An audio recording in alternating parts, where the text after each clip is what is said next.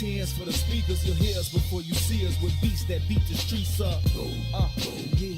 So try and keep up and keep it low key, cuz police try and treat us and keep us on a leash, cuz that's how they see us, thinking we nuts. Cuz we'll die for the ground beneath us, because this land made us. This land made of players that stay on paper.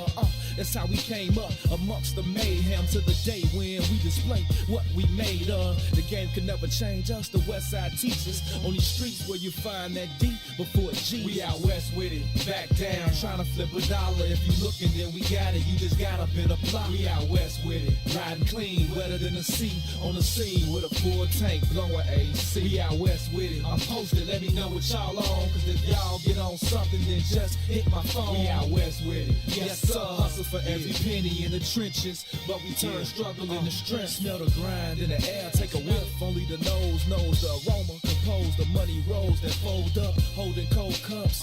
Searching for those that got the purple O's for the $4. And we can go nuts and stay at the stone like grocers, and post up with O's on the table like coasters. That's how the game coached us, made us all in the soldiers. Now that dough is the focus, so know that we own this. Molded by the hood role models, riding good, the latest model, drinking good, raising bottles like we just missed a pothole. You got to know that it's impossible to stop our flow. We've seen it all from watching cops reload 30s a dro while drinking the night away until the block got slow. You'll know as soon as you see us, we the ones laid back in the cut. My demeanor seems to always give me up. We out west with it, back down, trying to flip a dollar. If you looking, then we got it, you just got up in a block. We out west with it, riding clean, wetter than the sea. On the scene with a full tank, blowing AC. We out west with it, I'm posted, let me know what y'all on. Cause if y'all get on something, then just hit my phone. We out west with it, yes sir, hustle for every penny in the trenches, but we turn struggle into strength. Yeah, home of the survivor, survival of the fittest in the town. It's wicked, you can J down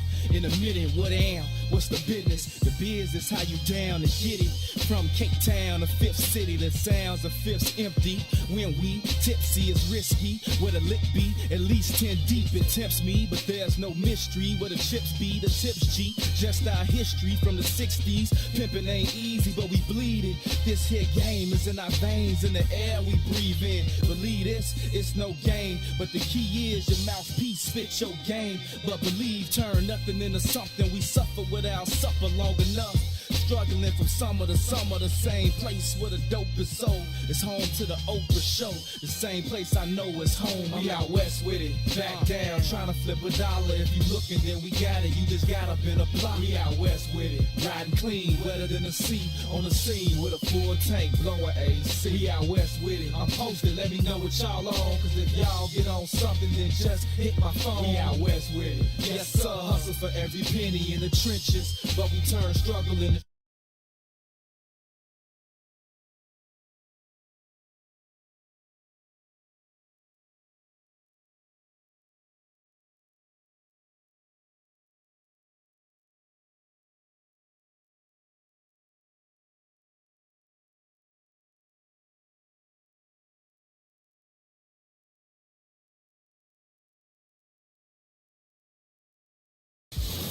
notice. The Entourage DJs are taking over the game. The Midwest invasion is here, and the true Midwest mixtape king is giving it to you.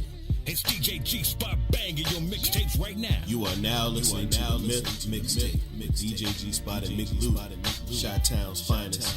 It's definitely representing South Side, West Side, stand up. Yeah. They honor my persona, see my coat of arms, cloaked in armor, live and die by the code of honor.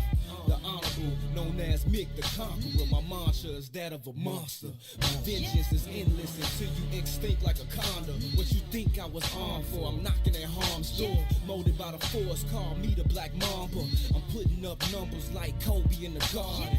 My thoughts is thoughtless as I talk shit, and there's nothing as heartless as my heart is. Deeper than the darkness that dwells where the sharks live. You sleeping with the fishes, or surfing with the marlins. On the surface, I'll unleash the carnage till you surf, till you starving, searching for a market. I'm the pit boss. Tally up your losses. Your fate is sealed way before the card flips. You marks ain't shit. Topic of discussion. They ain't talking about nothing. Keep their noses in the sump. Y'all ain't talking about shit. I hear them wolfing in the whispers. Snakes in the grass. We ain't thinking about your ass. Y'all ain't talking about shit. Fucking lying. I ain't buying. Ain't nobody even trying to hear that dumb shit you kicking. Y'all ain't talking about shit. Find yourself some business. Get yourself a life and skedaddle, motherfucker. Y'all ain't talking about shit. Unlike the players, y'all engage in betrayal. So brave, do anything for the day they can slay you. So devious, even if you can't even see the hate. I don't need to plead my case till you fleas. I seize the day. Feast off your mistakes from the cleanest of plates. Palate of a pharaoh, it's all seasoned to taste. A vision of perfection, at least 3 in my face. Fanning me with feathers, tease me with grace. I can't conceive defeat, nor will I concede the race to these conceited lames that can't believe my pace. So intrigued by my intrigue and display that intrigues the brain, there's nothing left to say. Hands down, I lure them to attack like cash is the allure of a champion with my banner in the rafters. Topic of discussion, they ain't talking about nothing. Keep their noses in the sump. Y'all ain't talking about shit. I hear them wolfing in the whispers. Snakes in the...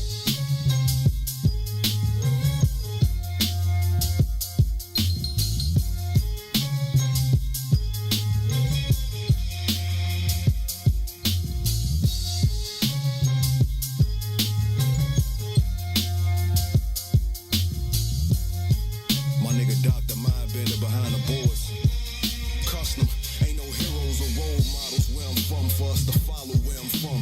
Just some niggas throwing gang signs and hollows where I'm from. They pop pills, sip lean, and bless bottles where I'm from. If you still ain't figured it out, nigga, Chicago where I'm from. Home of some of the most notable women and men to exist, but the only stars niggas on their heads, the fin and the six.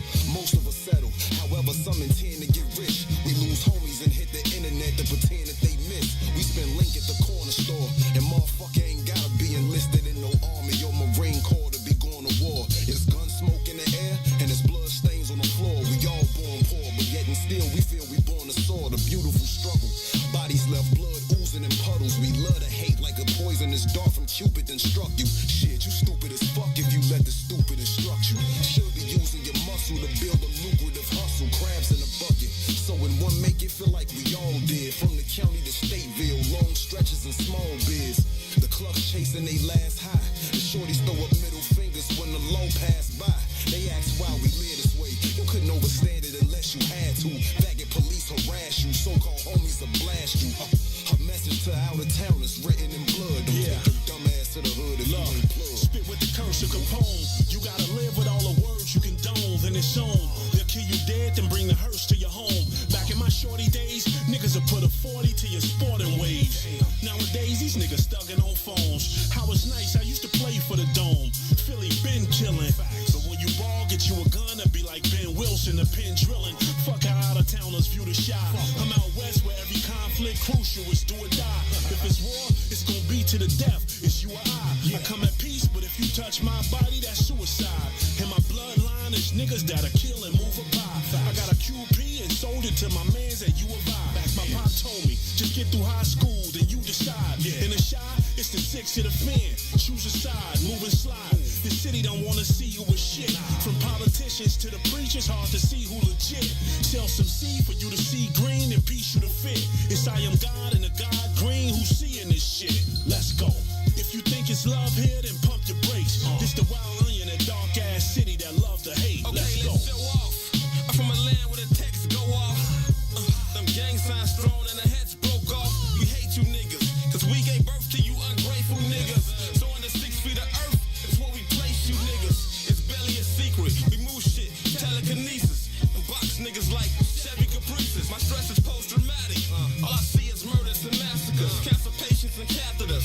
Fake narrators and savages. No horse and carriages. Just funerals, wakes. To stay alive, stay out the way of the unusual snakes. A beautiful place, Chi-Town's the greatest. That's why they hate us. But listen, nigga, do me this favor. Do me no favors, we major. League grounds open, a few rounds smoking. I'm Chicago, it's grilled onions on that U-Town Polish. Ain't no catching up. Be a winner and stack okra. This Chicago, nigga, the inventors of black culture, motherfucker.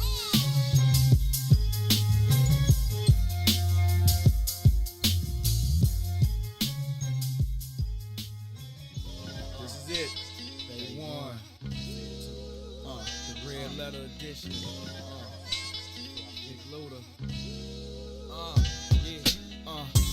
chop it up, get our profits up, get this dust. If you just rotate with me, yeah. It's not a song, I'm trying to put you on to what I'm on.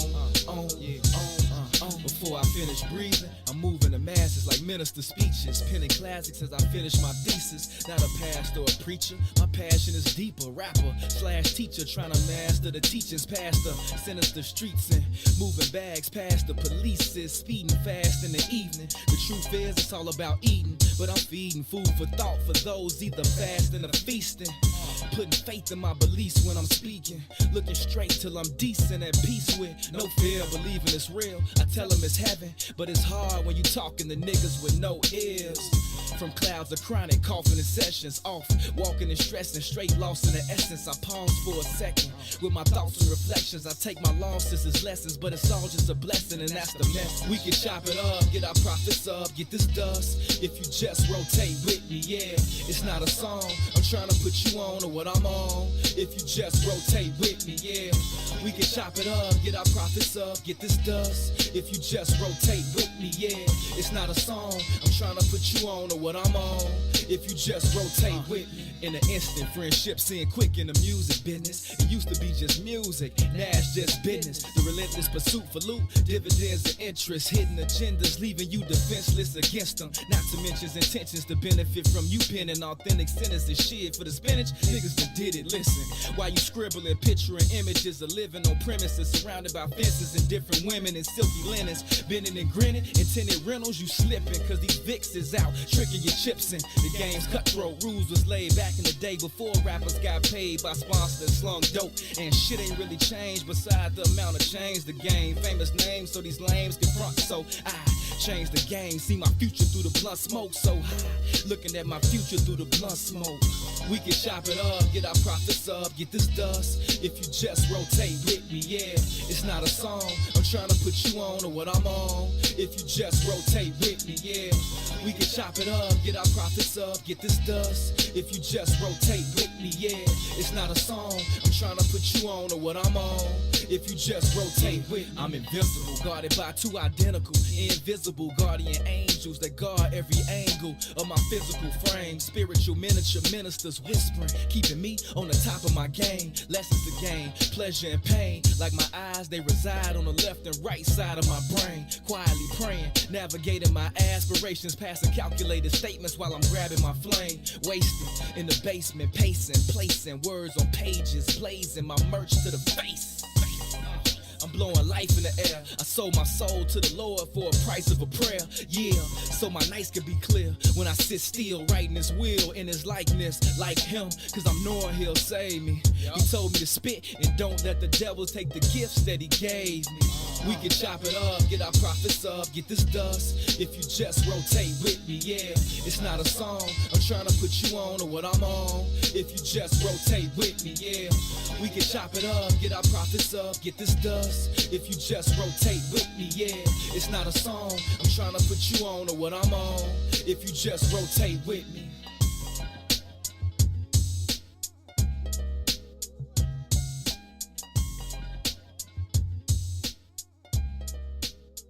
Lillard, and I'm rocking with the Bigs. Hey, this is Jason Kidd, and we're rocking with the Bigs. I'm Chris Bryant from the Chicago Cubs, and I'm rocking with the Bigs. This is Mark Cuban, Dallas WIIFTBP. Live from What's in It for the Black Media Studio, you're listening to The Bigs with Eugene McIntosh and Terrence Tomlin. Let's begin now.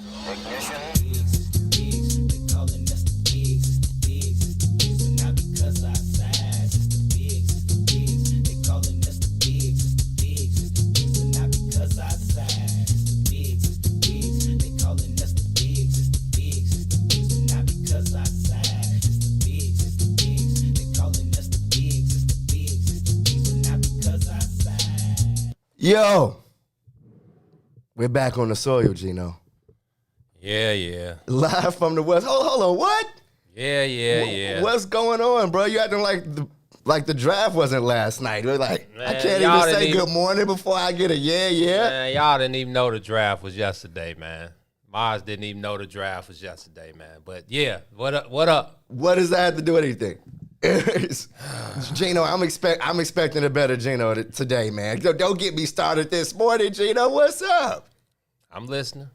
Shout out to everybody tuned in. We are live from the West End for the Black People Media Studios. You are officially on the soil. Yes, sir. If you can't tell, I'm very happy this morning, man. It's got a lot to talk about. The Bears are back as far as the Bears allowed are back not in back. the conversation. Okay, allowed back in the conversation. Gino. The Bears are not back. Time out. Bears are time not. out. Time out, Joe. Black Chicago is back. What? That's all I have to say to you right now is what? Nah, man.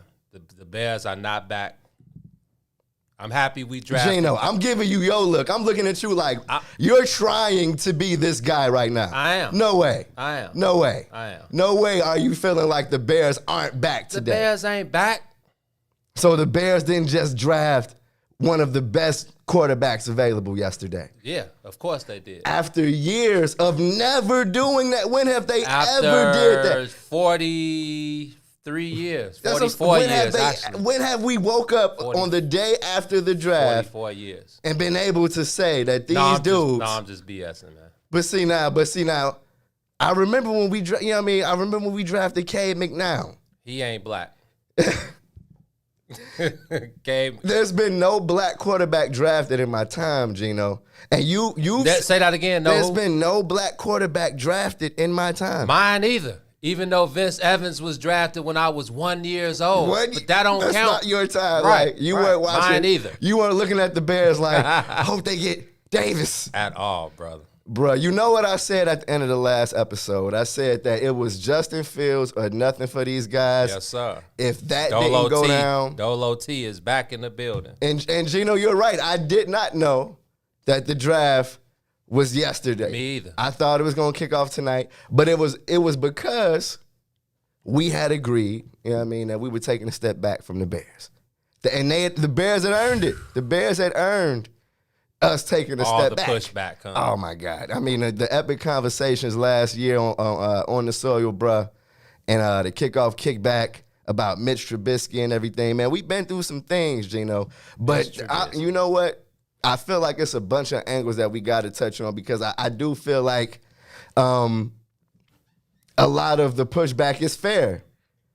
I think, when the Bears have sucked as far as like getting good quarterbacks as long as they have, it's only right that fans look at it with some kind of reservation. You know what I mean? I feel like what I feel is like finally they did on the Spike Lee, on the Spike Lee tip, they did the right thing. You know what I mean? And we haven't been able to say that in a long time. But Gino, bruh, of course, I feel like you know how I feel this morning. I woke up looking at Ohio State film like I got a son going to that's about to be a Buckeye or something. Man said, looking at Ohio State film. I'm just looking at throws like, gee, this is football. Is this what we're about to get at Soldier Field? And I feel like just the potential is exciting, bro. I agree with that though. But break it down. Tell me, because first of all, were you watching the draft? Because there was a lot of Chicago sports on last night. Yeah, I was toggling. Yeah, going back and forth a little bit. I had the draft on my computer. I had the Cubs on marquee. Then I was flipping back and forth to the White Sox. So I had my toggle game going strong yesterday. But yeah, when we got the alert, because the group chat was going up in flames pick by pick. So when we got the alert I think we got the alert at pick 7. Okay. That the Bears had moved up to 10. Or was it 11? They moved up to 11. Moved up to 11. And we were at 7. Mm-hmm. And it was only right. It was the setup for the old WIIFTBP, man. We thought they was gonna pull it again, and it was gonna be the old Mac Jones setup. Bro, when I saw Mac Jones was available, I'm like, please no. It's only right. I'm like, geez, why didn't somebody take this dude? The Bears about to take him, and we about to be blown all over again. You know what I mean? But honestly, Gino, the group chat was quiet up until the news of the Bears trade. You know what I mean? It was a doubleheader for the White Sox. And, and they were able to snatch both of those. But that was, you know what I mean? That's where my attention was for most of the time because I'm like, okay, the Bears is going to get to pick 20, and the Bears are going to pick an offensive lineman. I mean, exactly what you and Herb were saying on the last show. Which wouldn't have been, that That would have been the kosher move. I would have been so disappointed if that happened, Gino. Like, I would have came in here like you. I would have came in here like, yeah, whatever, bro. If you're saying, but if Justin Fields was gone, you're saying what? No, if the Bears held their pick and didn't take Justin Fields and he was available in that 20? range. Well, no, at that 12, 13 range where they probably would have had to move up. If Justin Fields went to 12. Oh, no. And they didn't do anything and stayed at 20, I like, yo, we're not talking about the Bears until August. Okay?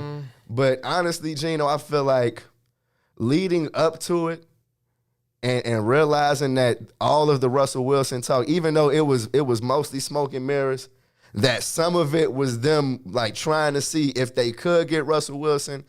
I think we knew at the time that draft day they was going to kick the tires on something, and they knew that they couldn't go into the season Jobs were on with the line. Andy Dalton, fam. QB1. No way. And that's still embarrassing. Right. You know what I mean? That was embarrassing, an embarrassing tweet. Andy Dalton stinks. Exactly. And I've seen people, and that's another angle. I've seen people asking, what about Andy Dalton? And we'll get to that. Right. But Gino, I feel like the first matter at hand is the fact that they actually took a black quarterback, G. Like the biggest, I feel like, hurdle to people actually believing that they were going to get Russell Wilson or even want Justin Fields is the fact that we know that for years, and even with the Deshaun Watson draft recently, we know that they don't really value black quarterbacks. So I feel like that's why a lot of people initially thought Justin Fields was a pipe dream, and why what's his name? Mac Jones. Yeah, Mac Jones. I basically crossed every other quarterback out of my head. I don't even know their name no more. But when I saw he was there, I'm like, this is a moment of truth for the Bears. Like, they got the great white hope right here. Do you want to go progressive or do you want to go good old boy? Oh, exactly. It's like, this is y'all crossroads. You like all them years of Huff quarterbacks and turning a blind eye to black quarterbacks, it came to a head last night. You know what I mean? And it was like, if y'all don't take Justin Fields, then forget it. Y'all racist as hell. It's hell. You know what I mean? It's like, it's already racist that he fell to 11, because don't forget, he came into the draft as the sure number 2 behind Trevor Lawrence. I mean, and that's the thing. We got to look at the draft as a whole before we get to Justin Fields at 10, because Justin Fields should have been the number 2 pick. Maybe number 1. Him and Trevor Lawrence have been 1 and 2 for the longest. Like, so let's thank these other teams. Don't forget how he outplayed Trevor Lawrence. We don't even have to talk about it. You know? We all watched the same thing. So whether he was 1, we knew Trevor Lawrence was going to go number 1. We see the upside. We know what GMs and executives look for in quarterbacks going forward. Trevor Lawrence fits the bill, though. Let's not get it twisted. He's going to be dope in Jacksonville. Yeah. But Justin Fields was easily the number 2 pick. So let's thank all the teams that passed on Justin Fields. Thank you very much, Broncos, Eagles, Panthers. So the Jets selected Zach Wilson at number 2. That was QB from BYU. That was the QB that rose and jumped over Justin Fields. Now he looks for again. We're talking about what NFL executives and NFL GMs look for in their quarterback. And he's another guy who fits the bill. He had a great pre-draft workout. Like the throws the dude was making. Yo, and you trust the guys that took him, San Francisco. No doubt. No, that's New York. Excuse me. The Jets took him. Yeah. Okay, and so they, the 49ers took Trey Lance, The 49ers took Trey Lance. Okay. Another guy who, even though he didn't play looked in good one of the in Power workouts. 5, man, did you see his tapes? I did. I saw all of that. I didn't even look till last night because I was just blown by the process. You know what I mean? I actually saw, I don't know how, I actually caught one of those games. It was like a Saturday afternoon, one of them, you know how they those just be the games. Oh, yeah. ESPN 2 or something. And it'd be the next star. Cracking. Uh-huh. He had it cracking. And I'm talking about this guy looked like one of the elite talents in the draft. And it's just like, sometimes you got to bet on yourself. And this is one of those cases where, like you said, when you got Kyle Shanahan, a guy whose family has a history of successes it's and in their scouting. DNA. So I know he saw Trey Lance and was like, yeah, he didn't play in the Power 5. But if you see this guy, it's a no-brainer. And his throws are on the money. Again, we're talking about a more progressive NFL offense now. So we're talking about guys who can throw the ball. But, hey, man, when When reads 1, 2, and 3 ain't there in the first 3 to 4 seconds, you got to tuck that boy and run and make the best decisions, as we see with guys like Russell Wilson. Yeah. Obviously, Lamar it's Jackson just the standard. That's the standard now. He's like exactly. He's I think like he may be a next level Russell Wilson. He may be the exception to the rule. Yeah, not to take like, nothing from Russell, but that kid is special. So again, now we talking Trevor Lawrence, Zach Wilson, Trey Lance, which is, I think, what's this, the first time it was a 1, 2, 3 QB since McNabb and them, Tim Couch, McNabb, and what's Buddy, that the other black kid from Tim Couch, Donovan, Dante? No. Somebody, Achilles Smith. Oh, yeah, okay. So and he the went first to time Cincinnati? Since 99, yep. The Browns, the Eagles, and the Bengals. So it was Couch, McNabb, and Achilles Smith. So I think it's the first time since 99 that QBs have gone 1, 2, 3. So that's Lawrence, Zach Wilson, Trey Lance. Then you get to 4 with the Falcons. And they took a tight end. I actually thought he may have gone earlier. That was the highest a tight end has ever been drafted in NFL history. Wow. Yeah. Kyle Pitts. Woo. So, and honestly, I was kind of expecting them to take a quarterback. Like Atlanta? Yeah. Trying to really move on from the Matty Ice. They got to at some point, you know? How old is Matty Ice? He's got to be around Ben Roethlisberger territory, you know? Upper, mid to late 30s? He's been in the league over 10 years. Matt Ryan is 35 years old. He's 35 years old. So, I mean... And how old is, like, Nick Foles, you know what I mean? Or Ben Roethlisberger or Andy Dalton. You know what I mean? I feel like that he's around those guys' age, you know? Ben Roethlisberger is... And he just signed like a 2 or 3 year. 39. And he just signed an extension. Wow. Ben Roethlisberger is 39? Yes, sir. Herb Hiller. Bear down in this. Nick Foles is 32. 32. So there's a gap there. So Big Ben. 39? Big Ben is the old mug in the league right now. I mean, well, Tom Brady's 42. And they drafted a running back. You know what I mean? So go back. So the Steelers. They drafted Najee Harris. Right. Right. So Kyle Pitts at 4 in Atlanta. So I guess they like, hey, Matty Ice. If we lose Julio. We showing you some love, bro. We showing you some love. We still believe in you. Still got Matty Ice still got the goods. Let's not get it twisted. The Falcons, they'll show 1 week and then the next week they take 2 steps back. They just started the year off terrible last year. Right. You know what I mean? But they did beat some top tier teams. Exactly. Don't forget they were up on the Bears big before Nick Foles came in. Right. Yeah. Right. So hey, we showing you some love. We showing you we still got faith in you. Let us get you a number 1 option. This kid is 6'4", 250 with a 4'4", 4'3", monster. 840. Yeah. You featuring him in your offense for the next 10 years. That's what you're hoping for sure. So Kyle Pitts at 4. You got the Bengals 5 with Jamar Chase from LSU. Yep. Kid is awesome. Yeah, and he's teaming back up with Burrow. With his boy, yeah. You know what I mean? LSU back in the building. No now you know what I mean? Burrow is hurting. He was getting put on his ass a lot last year. Well, I'm pretty sure in these next few rounds, they're gonna shore up they'll have a top. line. They're gonna shore that up. So Jamar Chase 5 with Cincinnati. The Bengals 6 with Jalen Waddle. Did you see the way he walked off on his people? Come on, you gotta hug. That was so your cousin. You gotta hug moms or something, man. I'm too cool. I double back and get up. I'll be back, moms. Yeah, I double back and get up because we gonna get it in tonight. But let me. Let me go holler at Raj. But did you see they kind of was they was like fam, no hugs? Yeah, fam kind of walked up. But homie has seen all the drafts leading up where you get the hand. He's like, oh fuck, my bad. I'm gone. But Jalen Waddle, wide receiver from Alabama, he was hurt during the national championship, so that just goes to show you what his capabilities are. Yeah, Muggs know he gets down. Yeah, and Miami, they got Tua. Is Fitz still there? No, Fitz is in Washington now. So it's Tua's show. So they've passed the reins to Tua basically. It's Tua and nothing over there right now. That's another team. I was wondering. Wait a minute, ain't Tua from Alabama, right? Yeah. Bam. And that's the crazy thing about watching Alabama highlights, like the cats that got drafted.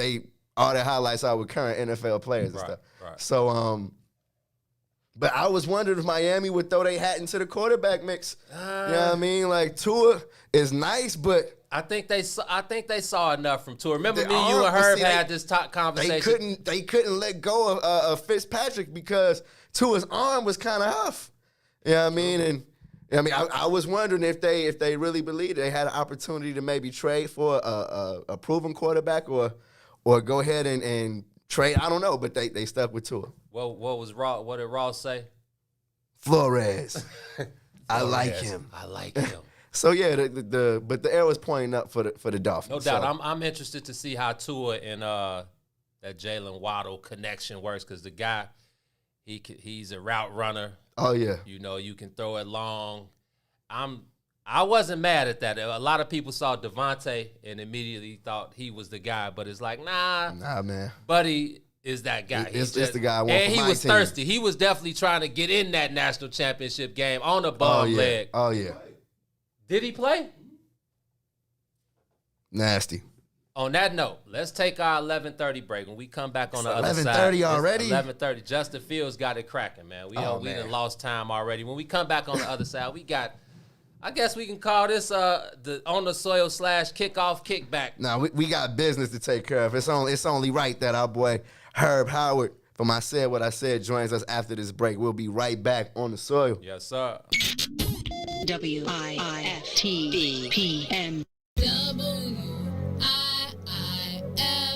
WIIFTBP. Media's just for you and me. WIIFTBP. Media's just for you and me.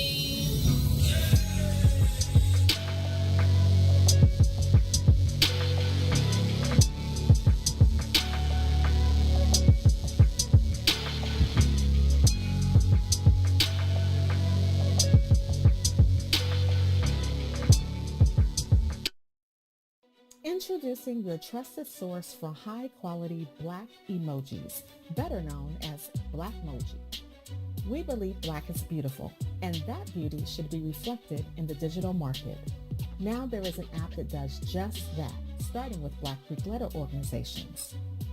Blackmoji D9 offers more than an emoji app. It is a cultural experience of Black excellence.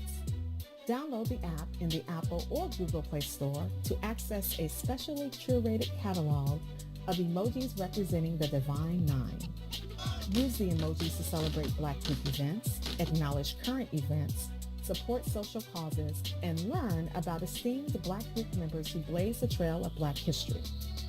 A portion of every subscription goes toward a scholarship fund specifically for members of Black Greek letter organizations to help keep the legacy alive.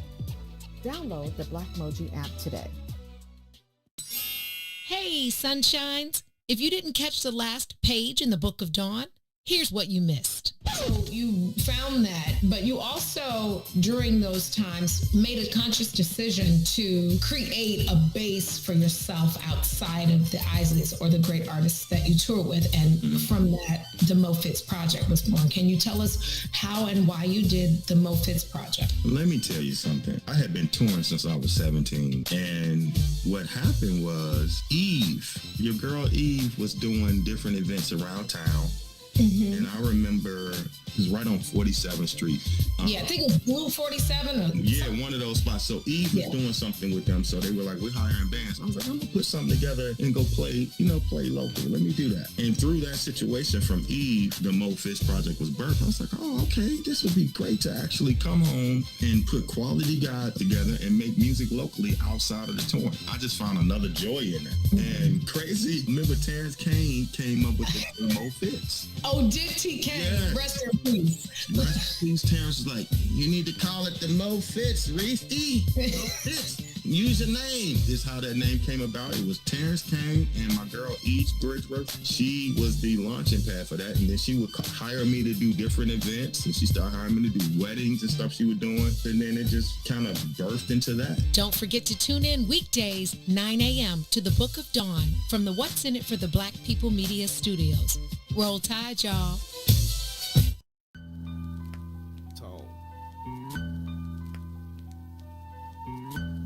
Yeah. Yeah, yeah. I turn and shoot after 10 steps. My fist clenched high, miss all my missteps. Threw my lines, but still ain't caught no fish yet I took the risk just to get my respect. I reached out to all the reaches as I reflect. Read up on all the readings as I reset. Not many secrets, see I have no regrets. I never will, my will is the steepest. My failures fail me, now I'm feeling the impact. I sense the tension soon as a nigga get back. But I don't argue with her, she ain't got no sense yet. And ever since I simplified it to the simplest. And let your simple ass keep sipping with the simp set. While we eat shrimp and grits with the biscuits. Dismiss business talk as we visit. I've been rich before my 6 cents sent this. That's the one. That's the first verse. Alright. I embrace the hate that pulsates in their faces. They can't help it and help ain't on the way. The race is finished, you last, that's your lane. Bringing up the rear, can't kick it up a gear. Shaking shiver out of fear as it remains, use a stain. There's no bills to break, I only break the bank. Feel the tank and hit the road like I stole the globe. Get shanked or walk the plank, you still cold. When you gone, send chills when I spill like wind chill, windmills, what it feels like. Let me put a bug in your ear like 4 heads get introduced to steel pipes. For any jester that questions what my quill like. Deceased messenger is messy for your dear life. Still entrenched in the struggle that we still fight. And this is real life, and we still fight. I think that might be it. We are back on the soil. Hoping everybody's having a good Friday, man. I'm your man T-Time coming to you as usual with my player partner, Gino McIntosh. What's the Benoski? Run the rules down for the people real quick. Man, y'all know the rules when y'all rocking on the soil with the brothers or whatever show you rocking with on the network, man. We need y'all to smash them like buttons, smash them share buttons. Do it. Smash. Hit the comment section and join the convo. Send it up like y'all always do. The comment section be teed up, man. Y'all be lit in the comments, especially. I see a lot of every Justin day Fields talk, but yeah, it'd be lit up in the comments. So continue to support the family, man. We are nothing without the people. And again, man, the more and more we let the vultures tell our story, the further and further it gets away from the truth, man. So we got to, it's all about ownership over here, man. We doing big things over here. So y'all continue to support, whether it's stars, cash apps, and my Dr. Umar voice, cash app, PayPal. Hit the cash app. Hit the PayPal. Yes, sir. Stars, telling a friend to tell a friend, merch. That part. However y'all do it, man. The support and the love is much, much, much appreciated, man. You know it is, man. Without further ado, we can't talk this Bears news without bringing on our brother Herb Howard. One half of I Said What I Said, yes, sir. And our kick back brother. Man, I feel like we've kind of like talked this day up. The universe has been listening to us over the last few months, Herb. How were you feeling yesterday when you saw the Bears trade up and take Justin Fields? Man, quick? bro, like first of all, let me say to you, right? Like let me say this to you, bro.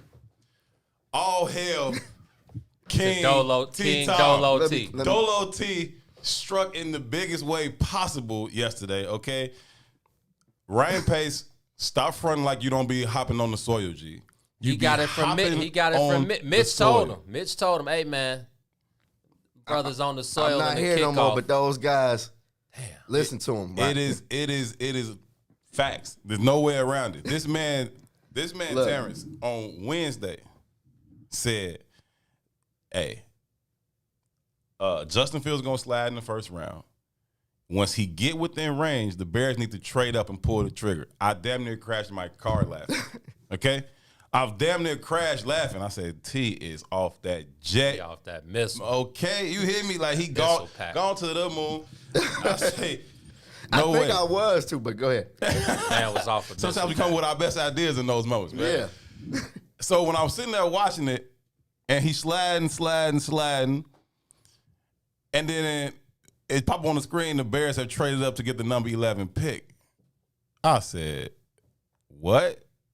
But then I still wouldn't even allow myself to get in that headspace. Exactly, I'm like, Joe. Exactly. They finna take the white boy. Yeah, they finna take Mac Jones. Set up for the old. They showed Mac Jones like. They showed Mac Jones. I'm like, no. But then right after they showed Mac Jones, and it wasn't really nothing really happening around Mac Jones. Right. They switched to Justin Fields' camera in his house, and nobody was on the couch. Yeah, the couch was empty. I was like, who crib I is said, this? they all on the phone somewhere. They up. And like, we finna take Justin Fields. And I'm like, wait a minute, man. I'm like, I still wouldn't allow myself to go. And then in pure Bears fashion, right when I'm on the edge of my seat waiting to hear this pick, Roger Goodell was talking about, I don't know what the fuck. Yeah, why you want to start kicking that when it's our turn? Exactly. I'm like, gee, what did you just say to pick, fam? It sounded like it might have even been something decent that he was halfway talking about. Exactly. It's like, so you really don't even know what he was saying? I don't know. It's like, shit, we should probably be clapping for this. I guess dude was just some community where I don't know what dude was talking about. Hey, man. I heard we got Justin Fields. Can you please announce that? And it was a black guy up there, so that was that kind of. I'm like, hold on, man. Some made like my boy. It felt executed. You feel me? Something. I said to John Herb, I was like, and they got the brother about to announce that we about to take a black quarterback. To you to GOAT, Mo. And he been calling this since the kickoff. He been calling these outlandish only Dolo T calls. The undefeated Pittsburgh Steelers are finna lose to the winless 0-13 Jets. You got to go with your gut. He be pulling these things out of thin air, and it sounds absolutely crazy. I immediately checked the obituary section. I said that lady must have died last night, Jack. Come on, brother. I thought we was. I'm sorry, I shouldn't do that. But I think the city collectively did the same thing yesterday. Honestly, I'm like, they like, hold on, what? Fam, they're listening.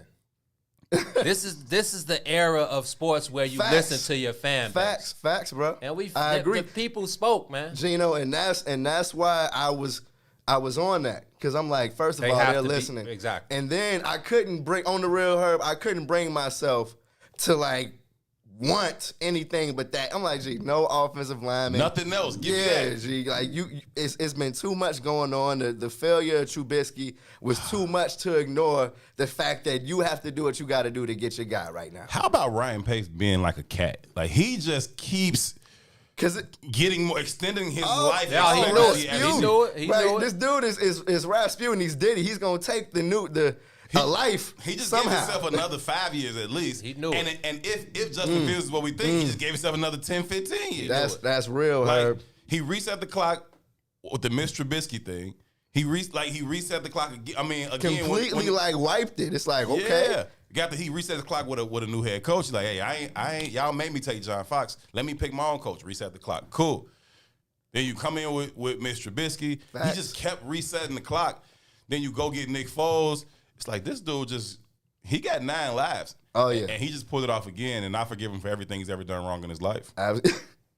You know what? I feel like yesterday was definitely just like the best day. So it's the best day in Chicago sports in a long, long, long time. The best Bears day since what? Since 85? Early February 85, 86? Or since the morning of the last Super Bowl. That's it. You know what I mean? The morning of the last. Because the night. Actually, after Devin Hester's run back. Devin Hester, we thought we was gone. That was it. There it is. Devin Hester took the opening kickback. Nothing else good has happened for the Bears. Facts, 100%. It's been downhill since that moment, Gino. I was excited the day we got Jay Cutler. I ain't gonna front. I was excited that day. Yeah, but that never panned out. I wasn't as tough on Jay as a lot of people was in the city. But that never Brandon panned out. Marshall, that was a good one. You know what I mean? But this right here, bro. This feels so good. Let's get back, because we'll stop at. I guess we can stop at 11. Okay, now because that's when it started getting fun. After that 7-8, you know what I mean? Right. So 7 Billy made a trade. So 6, we left off at 6 with Miami with Jalen Waddle from Bama. Okay. And I think Chris put in the comments the boy had like 13 touchdowns in 5 games. And that dude is a walking touchdown. Like he can take it the distance from anywhere on the field. I don't know if y'all, my mind just got blown. It's like, what? 13 and 5? Yeah. Like he was hanging like 3 or 4 on cats early in the season. And like, they was putting up a 50-pack every week. And then he got hurt. He hurt his foot or his ankle, whatever it was, and came back and played in the national championship. I was like, Shorty, don't play. You a first-round pick. Like, whatever. You ain't got nothing to prove, but I like to see that he did it because you're just a baller. Like, no, if I can get out there, I'm getting out there. He wasn't 100%. He was lipping around a little bit in the national championship game, but he still caught some balls and made some plays for his team and showed me a lot in that moment for real. So shout out to Jalen Waddle. In the real, and I think that showed these GMs and these execs like, oh, no, this is a guy that you definitely want on your ball club. Yeah. That kind of circulates through the rest of the guys. And it's like, hey, man, if a 21-year-old is coming in and doing this, putting forth this work ethic, For real. the rest of you guys have no choice. So Jalen Waddle was 6 in Miami, so the Detroit Lions is 7. So, again, they just got – who did they get, quarterback? They just got LA's quarterback. Jared Goff. Jared Goff. So, obviously, the Lions are in – we call it the 100%. rebuild. It's a rebuild. Because he's pretty young still, right? Yeah. Mid-20s. Jared Goff is good, but I feel like we know his ceiling. Yeah. He won't ever really be Matt Stafford. You know what I mean? He's not even an upgrade. Yeah, and then they let go of Kenny Galladay. Then they got a new head coach. This is a strip down. All the guys talking up. about he trying to eat knees and eat knuckles and typical Detroit Lions. Man. Exactly. So they draft. So they got the kid from Oregon. The offensive lineman, right? Penei Sewell, something like that. Sewell, yeah, the offensive tackle from Oregon. I was actually watching. Don't even laugh, I was watching the Pistons game because it was one of the only games on at one point. Yeah. Everything else was on commercial. Huh? Yeah, I had nothing else to do, and they were talking about the offensive lineman on the broadcast, and they were excited than a mug. Like they like what's going on with the Lions, and I think they were expecting him. So well, he was what's that offensive tackle award? The Outland.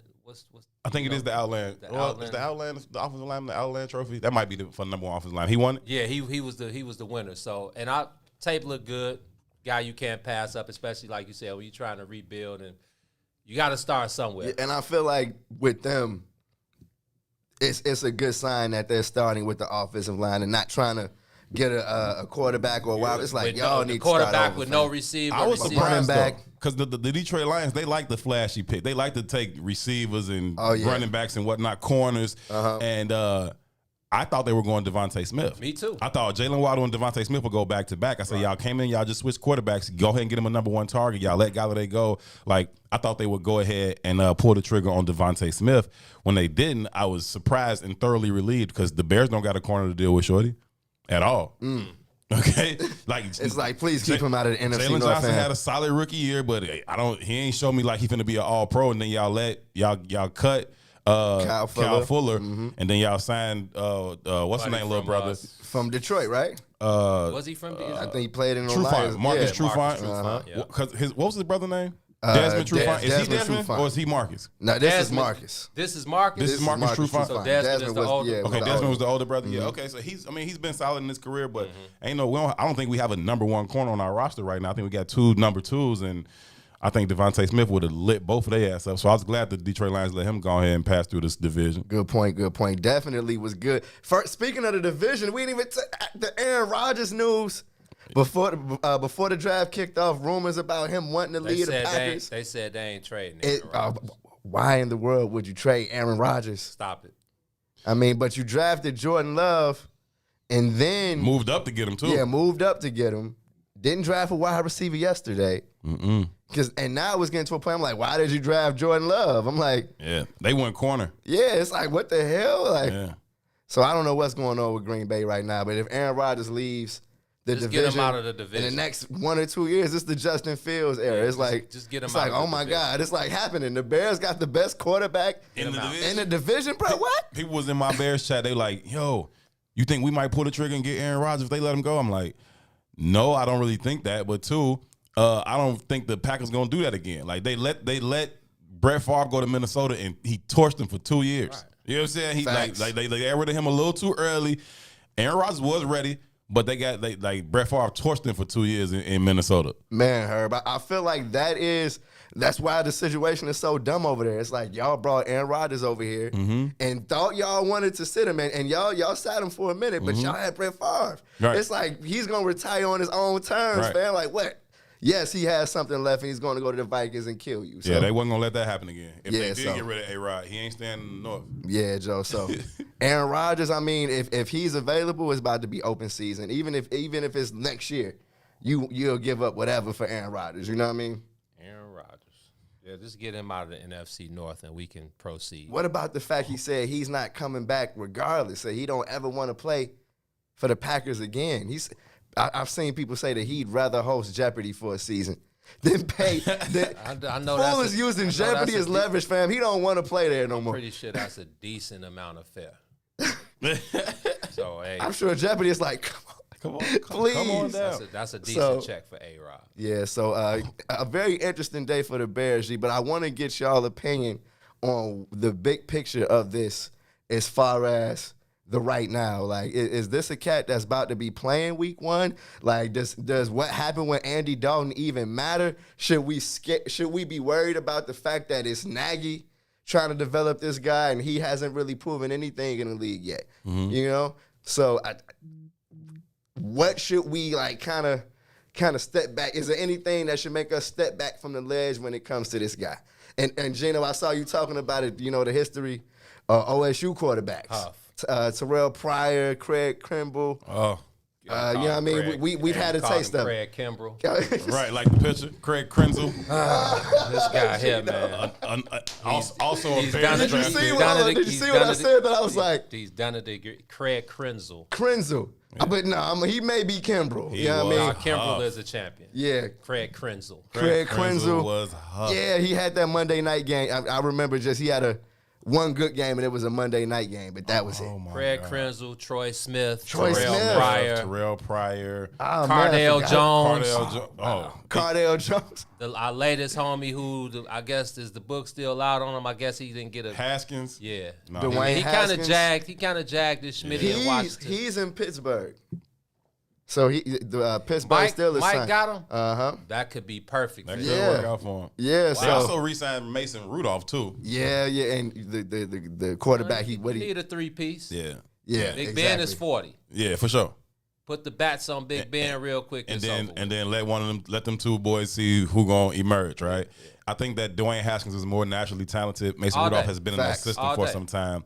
But Dwayne Haskins should be able to beat him out for that job if given the opportunity. And having the leadership. Mike Tomlin. He was never really wanted in Washington, though, once Ron Rivera got over there. You know what I'm saying? Having that leader, having somebody, first of all, who's going to hold you accountable for your BS, but it's going to have your back as well. It's going to put you in the best position to succeed. I think that's what a guy like Dwayne Haskins. Yeah, we know these guys. First of all, you were a quarterback, so you know what it takes. Especially you played at a decent level, but you know what it takes. It's probably the hardest position in all the sports to play. So you have to just be. I knew Donovan McNabb, and Donovan outside of football, McNabb was like just a total clown. Like he was a clown. He was a clown. Like. Always wanted to have fun. He was that guy. But when it was football time, serious. Like I said, I'll never forget when he came back from Syracuse after his first year. And he came back with this playbook. And it was this big. And I flipped through like the first 5 pages. And I'm like, bro. This is Chinese. And you got to know all of this? This is Chinese, bro. So, and then, you got to play. So let alone learning the playbook. Yeah. Learning your teammates. It's different. Keeping up with it. Now we get back to Justin Fields. And it's like, and I want everybody get everybody's opinions, but for me, the Bears are not a championship football team. So why not start this guy week 1? Obviously, you want to see him progress from now until the preseason. I mean, obviously, it's going to be, okay, who knows the offense, who runs the offense, who knows the players, who knows the team the best between him and Andy Dalton. As far as I'm concerned, man, kick Andy Dalton to the curb. He's a backup. Let's see if we can get a 5th rounder for Nick Foles. Get him out of here. 5th. 6. How many rounds is it in the draft? Just give us something for Nick Foles. Get him out of here. Yeah, cool. Thanks. We take Mr. Irrelevant for him. Exactly. Thank you. The last pick in the draft, let us get that. Y'all can have him. Put the cables on Justin Fields, man. Put the cables on him, bro. Give him everything y'all got. Like you said, Matt Nagy, you haven't proven anything, bro. Now, I'm pretty sure what they thought was, Matt Nagy's like, hey, man, look, y'all see what Pat Mahomes is, right? Yeah. Give me a chance, man. I will say that 100%. Matt Nagy has gone through the process of transitioning from veteran starter to generational talent at the quarterback position, right? They had Alex Smith, who was productive and solid, and they drafted Patrick Mahomes. And by all accounts, when he showed up day 1 at the facility, they knew Like this is different. This is special. They looking at each other like. And then you got to try to figure out, okay, how do we go about the process of getting him on the field, right? And I don't really care about dealing with the sensitivity of the situation. Like I think we often talk about this thing from this sensitivity of not hurting the veterans' feelings. Like, dude, y'all professionals that make millions. This ain't you a grown man. Period. We ain't saying about your feelings. Happens every year. Right. But what I am a little bit concerned about is what's the best for the team and what's the best for the future generational talent at that quarterback. Because I do believe that you can not only stunt the growth, but drastically alter the course of a player's career by throwing them in there either A, before they are ready, or B, before you are ready to allow them to be successful. True. You send him out there and he gets sacked 50 times in 2021, that will impact him for the rest of his career. 100%. Not just physically, but mentally, 100%. Right? You start that clock starts to speed up. You start to see ghosts rushing you that aren't really there. You start to make decisions that you otherwise would not make. And I would rather him come into a place of comfort. I agree with you. The Bears are not a championship caliber football team. And so because of that even, I would kind of go the other way. Let Andy Dalton get his ass smacked around for 8-9 games, okay? While Justin Fields kind of get his feet wet and try to understand, well, first, where am I going to live in this city? You know what I'm saying? What does travel day look like in the NFL? Where is the dining hall at Hallis Hall? You know what I'm saying? Like, let me figure some of this stuff out first and let Andy Dalton get smacked around while we're doing that. We ain't going to the Super Bowl with either one of them this year. So, you know, by then, 8-9 games in, Andy Dalton to be, 3-5 or whatever. Nick Foles. You know what I'm saying? Nick Foles, whoever. No. I'm saying he'll be Nick Foles. Yeah, he'll be Nick Foles, and then okay, cool. So let's see what the kid can do now. You know what I'm saying? If the kid can come in and maybe go 5-3 on the back end, 4-4 on the back end, show some flashes, show some things, and now he's not entering next year, as a glorified rookie again, but he's also not taking the abuse that he might take at the hands of this porous Bears offensive.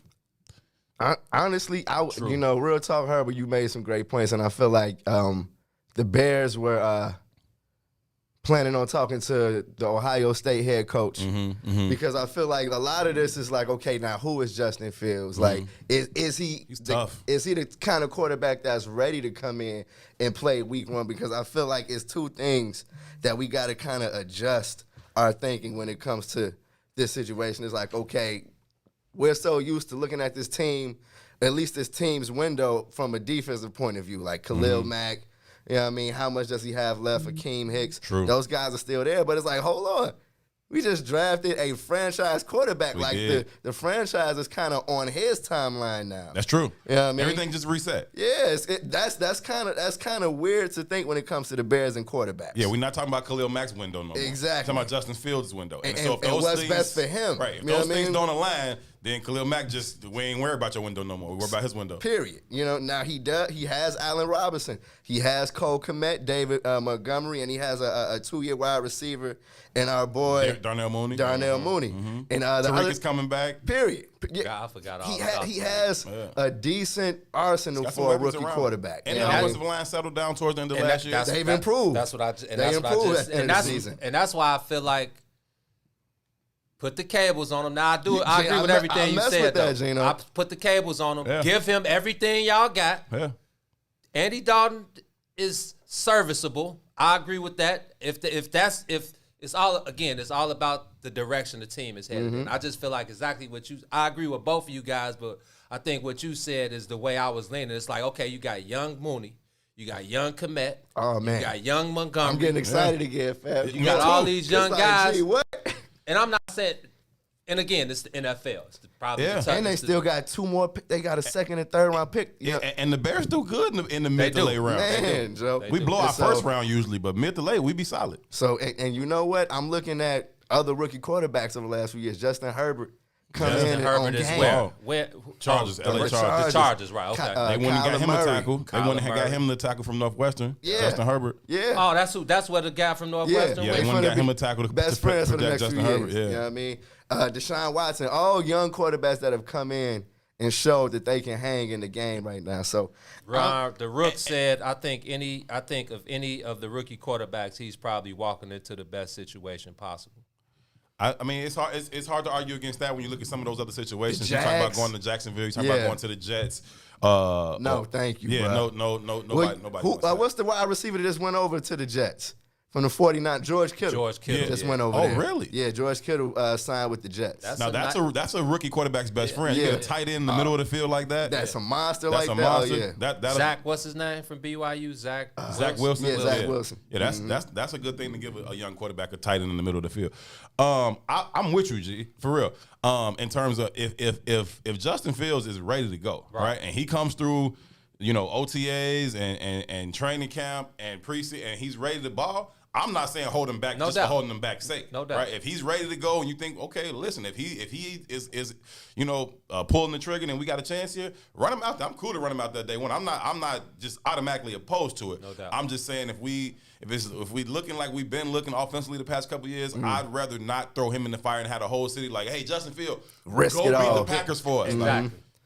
Nah, fam. Yeah, I agree. Great point, Herb. And you know what? I got a couple more questions for y'all about our new quarterback, Justin Fields. Let's jump into a break real quick, though, man. We'll be right back on the soil. You're kicking it with the bigs. Yeah. WIIFTBP.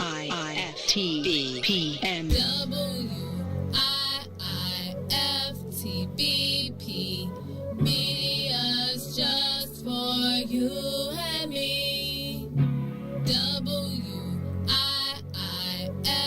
WIIFTBP. Media's just for you and me.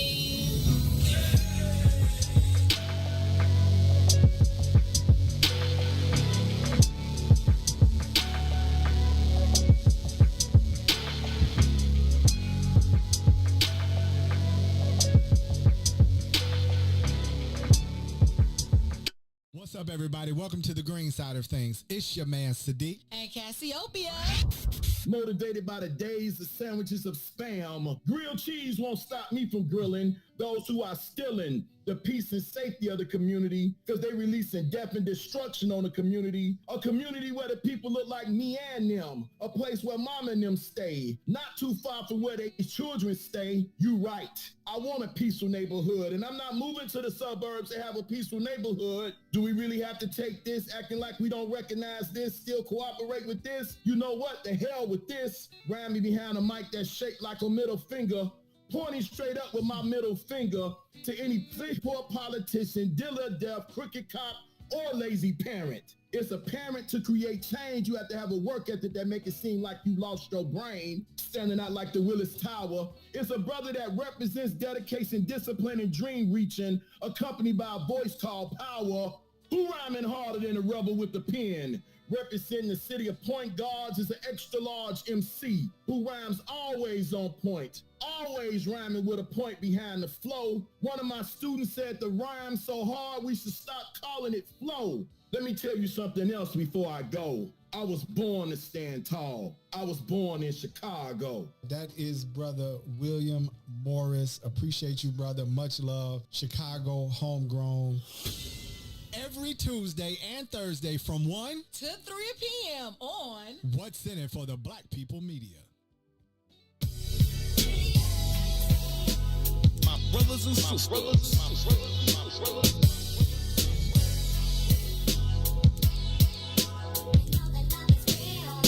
brothers and sisters.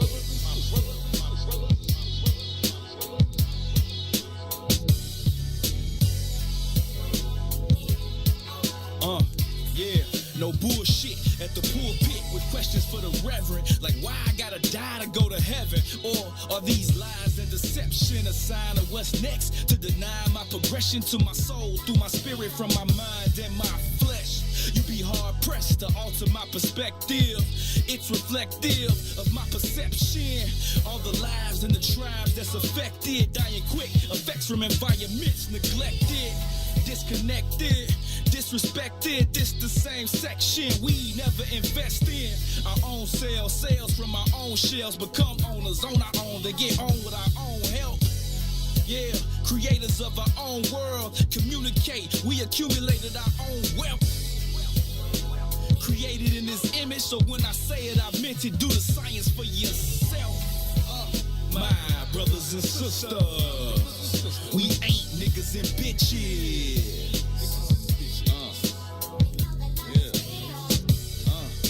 My brothers and sisters, we ain't niggas and bitches. Can you dig that though. And I put this on my mama, Black Madonna, Mother Earth, Mother Africa. I'm honored to be a part of where it started, selling Starburn through the stars, stardust on my starship. My heartbeat is godly. I'm the light harness from the darkest part of darkness. Such a godsend. I teach my son to treat your daughter like a goddess. I teach my daughter to treat your son like a god king. I can never deny my fate. My melanated skin tells my story every day. Fortunately, my fortune awaits. Majority of the world, minority in the states. Yeah, we blossom from the concrete. The world copies what they see, then mocks my mystique. The possibilities impossible to see. The ways of Western man can match the prophets of the East. My brothers and sisters, we ain't niggas and bitches. It's crazy, man. First of all, we're back on the soil. Y'all just jumped in the middle of the conversation. Yeah, we never stopped talking about the draft. it doesn't stop over here. But yeah, G, we're talking about some of these kids are sons of players I grew up rooting for. So if I feel, how do y'all feel? You know what I mean? Yeah, Patrick Surtain. I'm just going to call them juniors if they not if they seconds, thirds, exactly. Fourths. Like, fool, I played with your dad on game Joe day. Horn, the infamous. The cell phone under the cell phone. Under the goalpost. Yes. Like. Jace Horn, he was, what pick was he again? He was top 10. Yeah, he was number 8 in Carolina. Man, from South Carolina. Yep, cornerback. Yeah. Then again, Patrick Surtain the second. And I remember what he said about his dad. Yeah, I remember when his dad came in as a young player. But with the Dolphins, I'm like, oh, dude can ball. Come on, Joey. Because they was transitioning from, I want to say Sam Madison. They was transitioning from Sam Madison. Because they had two cornerbacks, They right? had Sam Madison and they had Terrell Buckley. Oh, man. Yeah, those are the corners that the Dolphins had at the time. Then they brought in Patrick Surtain. At first, he was like that third corner, but he was making so many plays in the slot. I think he ended up pushing either Sam Madison or Terrell Buckley I think it was Terrell Buckley. And then Patrick Surtain went on and had him a really, really solid career for a long time in the NFL. It's no surprise that his son is a real good ball player. I think he's going to be a beast. Man, I feel like, I don't know if my twin bro is listening, but I got so many picks in Madden with Sam Madison off of him. So yeah, he's probably a little PTSD with that name, bro. Yeah, when I saw that, I was looking at the Eagles. They got Devontae Smith. Yep. In the trade because they've traded with the Cowboys. Yep. And how crazy is that? Like an in-division, an interdivision trade. The Eagles trade is basically giving, or the Cowboys basically just giving the Eagles a top wide receiver. So where's Deshaun Jackson? I think he's in Philly. He went back to Philly again, right? Yeah, he was hurt a little bit last season, but he played a few games for Philly. Yeah, I think Devontae Smith is the goods. No. Where is Rams? Oh, so he just signed with the Rams this offseason. Yep. Still getting contracts. That says a lot about him, Joe. Wow, he got drafted in 2008. Him and Jalen Ramsey might get in trouble out there together. Oh yeah, this like damn. Them two dudes together. Yes, sir. I don't know, but and he back home. Oh yeah, in L.A. I worry about Deshaun Jackson right now. He gonna have him a couple of 30-yard, 40-yard touchdowns next year. Yeah, with Matthew Stafford. For sure. But let's jump back into the Bears Justin Fields news. Who was 9? Surtain 9 was Surtain, yep. Pat Cornerbacks back-to-back, then Buddy from Alabama. And then Devontae Smith went 10? Yep, then Justin Fields 11, yep. Okay, cool. I want to ask y'all about the fan reaction, the city's reaction to having a black quarterback to root for hopefully for the next 7, 8, 9, 10 years. Minimum. Well, exactly. I had to correct, and I understand because I was born in 76. Vince Evans was drafted in the 6th round of 77. Mm-hmm. So a lot of Bears fans probably thought that this was the first black quarterback the Bears ever drafted. Right. Which is not true, but in essence, I get it feels that way. Yeah, it feels that way. So, I mean, I think the city was on one accord last night. I think, like I said in the group chat, Bears could easily get Black Chicago back, move up and draft Buddy. But I mean, we don't even have to make it a black thing. They drafted the best quarterback that was available. Period. I think they got the best one in the draft. Like I've said that since about middle of the season of the college season last year, and then I was completely convinced of it after the semifinal game when Justin Fields demonstrated on them. Okay, beautiful. They came in. Oh, Justin Fields versus Trevor Lawrence. No disrespect to Trevor Lawrence. I think he's a good ball player, and I think he's in a bad situation, which I think he's going to be another quarterback that just kind of doesn't pan out to the expectation because the situation just doesn't. It's not set up for him to succeed. So just like Blaine Gabbert and whoever else, and Blake Bortles and whoever else that they took down there in Jacksonville, unfortunately, I don't think it's going to work out for him. But maybe I'm wrong about that. Either way, Justin Fields was clearly the best player on that field when Ohio State played Clemson. Yep. He dominated that game from start to finish, and he displayed a phenomenal amount of toughness. Right, he got the hip pointer early in that game. Hurt, yeah. Couldn't really walk around, couldn't really run like he wanted to, and still was out there dropping dimes, making plays, and not complaining. He showed me so much in that game. Ever since then, I was like, he's the best one in the draft. I wouldn't even allow myself to dream about the Bears taking him. Again, shout out to you being the GOAT. Thank you, Harry. But yeah, I think they got the best one for real. And when I'm looking at his size. He's like 6'3". Yeah, 6'3", 230. Runs a 4.4 40 times. Come on. You talk about the pedigree. Yeah. Coming from Ohio State, playing in the big games. Yeah. What were his numbers over 2 years? Like 69 He was over the 2 years. Yeah, he was at like 69 touchdowns. Because I think last year he accounted for, in 2019 he accounted for 51 touchdowns, 41 passing, 10 rushing. Then last year he had like 22 more touchdowns in a shortened season when they only played like 6 regular season games and then the 2 playoff games.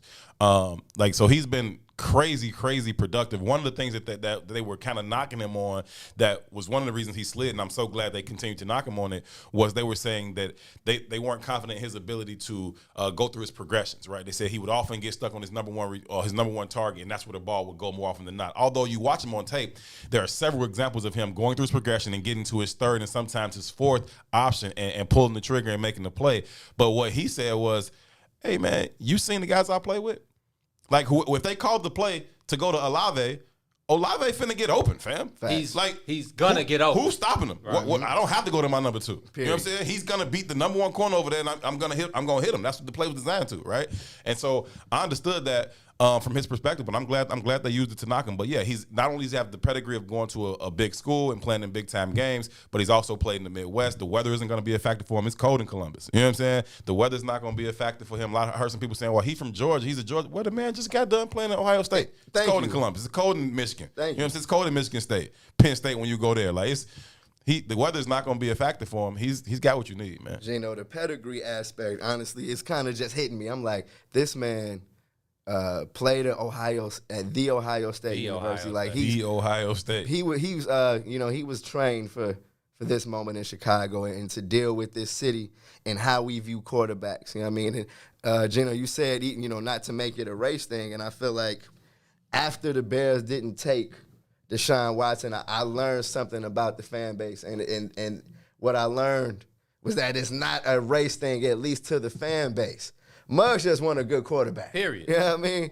Like, Muggs is just tired of, they were tired of the Jay Cutlers. They were tired of the Mitch Trubisky's and Mike Glenners. Nobody wanted to see that shit. And trying to outthink yourselves. Exactly, bro. Just take the best guy available. Shout out to the guys that pass him up. But again, if we go back to Justin Fields, we talking about a guy with toughness, a guy who won. And then let's not talk about his leadership. Let's not forget to talk about his leadership quality, because this is a guy who spearheaded the movement to get Big Ten football back in effect this year. So when you're talking about a guy who's going to lead the troops, Gino, that's a tall tale sign of it. Forget the football part. We're talking about a guy who literally put this probably is the big... Put the conference on his back. Thank you, bro. Like a real leader. You're talking about a guy that can come in and take this locker room by storm. Honestly, I read that before Ohio State came into the fold, he was looking at Harvard and the Ivy League schools. Wait, is he transferred? He went to Oklahoma first, I think. Okay. Yeah. I want to say he went to Oklahoma first. No. It wasn't Oklahoma? No, it wasn't Oklahoma. Okay. I don't know. SEC school. Teeth in the tellers. I thought I screenshotted it from earlier. Georgia. He went to Georgia. Oh, yeah. I'm tweaking. He went to Georgia. Yeah. Good call. He went to Georgia. It was the running back, Trey Sermon. Okay. Who is still on the board, and he's going to go early today. Okay. At some point, the running back from Ohio State, Trey Sermon, he went to Oklahoma and then transferred to Ohio State. But then, then he had 8 touchdowns and I'm glad you pointed out that game, that the part about him being able to process the game, and it's like, bro, that was such a bogus. That was such a petty assessment of a kid. It was straight out of the playbook. Yeah, you know what I mean, you can say the same thing about Mac Jones. If the play calls for Devontae Smith. Yeah, 100% of the He's time. He's finna win that matchup. Exactly. The man won the Heisman. How many times did Mac Jones get to his second read? Very, very rarely. Right. And if he did, it was like Devontae Smith, they double teamed him. Okay, Jalen Wilder was deep down there. I like what you said about Alabama quarterbacks and the weapons they have and how you're tough on them. Like, I was so tired of the Mac Jones over Justin Fields talk. I just had to bow out, dog. It was unbelievable. It's not cool. Yeah, I'm like, this is crazy. And it's not a knock on Mac Jones, or it's not a knock on any of those guys who are productive at Alabama at the quarterback position. It's just to say that it's tailor-made for you. First of all, y'all got an NFL caliber defense, okay? So you already in the game to start, right? You already know we only probably need 17 with points. Monsters. Come tops, on. Okay? But then you look at offensively and the weapons that are around these guys. Just in the last 5 years alone, we was talking about it off air when you talk about Ruggs and Calvin Ridley, and now you got just run down the list. Just go. It just doesn't stop with these dudes, and it's like the running backs behind them as well. You can go all the way back to Derrick Henry or Mark Ingram or before. Like it's an NFL first round factory. It's a breeding factory of NFL first round picks. G. So Shannon Young said Georgia said that Justin Fields didn't fit their scheme. That's good. We appreciate that. Welp, sorry, Georgia. Change your scheme. That's what I'm saying. Sorry, Georgia. Miriam Frost, and this is off the Justin Fields conversation, but she says, are the rumors of Aaron Rodgers going to Denver true? I guess a sports radio station out there is reporting that the deal is close to done. Really? They just got Teddy Bridgewater, which I thought was a good look. That's where Teddy went? Yeah. Mm-hmm. Is John Elway still there? Yes, sir. Yeah, John Elway still the president and GM. And honestly, I feel like the reports we heard about Aaron Rodgers yesterday, about him, he went into yesterday feeling like he knew he was about to be a 49er. Like he thought that the Packers were gonna take that trade. They didn't, and he hit him like, "Look, fam, I'm not ever putting on a Packers jersey again. Take that how y'all want. Y'all can pull the trigger if you want." They went and got Trey Lance. You know what I mean? Yeah. And him with the Broncos, honestly, Aaron Rodgers anywhere is a problem. Hey. You know what I mean? So I feel like John Elway is a cat over there that ain't afraid to pull the trigger. Yeah. And Vic Fangio is an old school guy. He's one just give me good ball players, man. And Aaron Rodgers is certainly that. John Elway certainly understands that a quarterback, even on the back end of his career, can certainly be productive and win 2 Super Bowls. John Elway won back-to-back Super Bowls. Did he get Peyton over there? He brought Peyton over there? Peyton Manning. Okay. Right. So John Elway understands that. Like he ain't won a Super Bowl to his last 2 years in the league. You know what I'm saying? And so he ain't scared to go get an aging quarterback. Kind of at the end. Not at the end, but on the other side. On the back end, for sure. He ain't afraid to do that. Got a Super Bowl with Peyton Manning, and I'm sure he would like to get another one with A-Rod. Heard, bro. If we wake up over the weekend and Aaron Rodgers is out of our division, when we got the best quarterback in the division, time out. So what other? So we got who we got in Detroit? Jared Goff. That's Jared Goff. Minnesota's got Kirk Cousins. You like that, don't you? Oh, right. I love I it, do bro. like that. Oh my God. Gee, how quickly things are kind of changing for the Bears, bro. And honestly, we deserve it. Like, that's what I've been telling. 18 hours ago, I thought they were tanking. Just knew they were tanking. I said it on Twitter. I was like, bro, I thought honestly, I wanted Justin Fields, but in the back of my mind, I'm like, Andy Dalton is going to be the guy. And it just didn't feel good. No, I'm like, they can't do that. Like, no, fam. QB1. Gee, if you got Andy Dalton as your number one quarterback, you are trash. You are trash. Sitting back like, you expect him to be trash. I need to do something. Like I got to do something. Andy Dalton was trash with those weapons that he had. Thank you. In Dallas, yeah. He had if Mitch Trubisky had those weapons. Yeah, I mean, if we were talking about CeeDee Lamb, Amari Cooper, Gallup, Zeke. Yeah, Michael Gallup. Yeah, and Zeke. Oh. And Zeke, right. Like, Bears, be for real. Yeah, we talking about the Bears winning a playoff game. You know what I mean? And then you talk about the fact that all of these offensive coordinators now value the ability for RPOs, right? You want that run pass option, and Andy Dalton doesn't provide you that. Now he provides you a little bit more athleticism than Nick Foles, because Nick Foles is the he epitome play of in the the phone statue. booth. You know what I mean? Yes. But Andy Dalton ain't really beating these athletic outside linebackers around the Oh, edge. That's you not a gonna real hit, thing. and you gonna be able to tag Andy Dalton. Semi-athletic. Not at all. So and he only got one more hit left. That's what I'm saying. He may get a throw off while getting his head ripped off. Yeah, the next person to put their helmet in his chest and his head smack the turf. I swear, Andy his Dalton, wife gonna be like, "Hey, thank you." Come on. Now, football wise, his wife is like, put them pads back on. he is Dennis Quaid from Any Given Sunday. Like, that's who Andy Dalton. Bruh, it's you over. got at least 2 more years looking at Andy Dalton looking at his wife like, I don't. He looking at his wife. I see 6 of y'all right now. Exactly. Which one of y'all is my wife? He said, when did you get a twin sister? Chick? Like, yeah, Yeah, that's who Andy Dalton is. And honestly, that's why.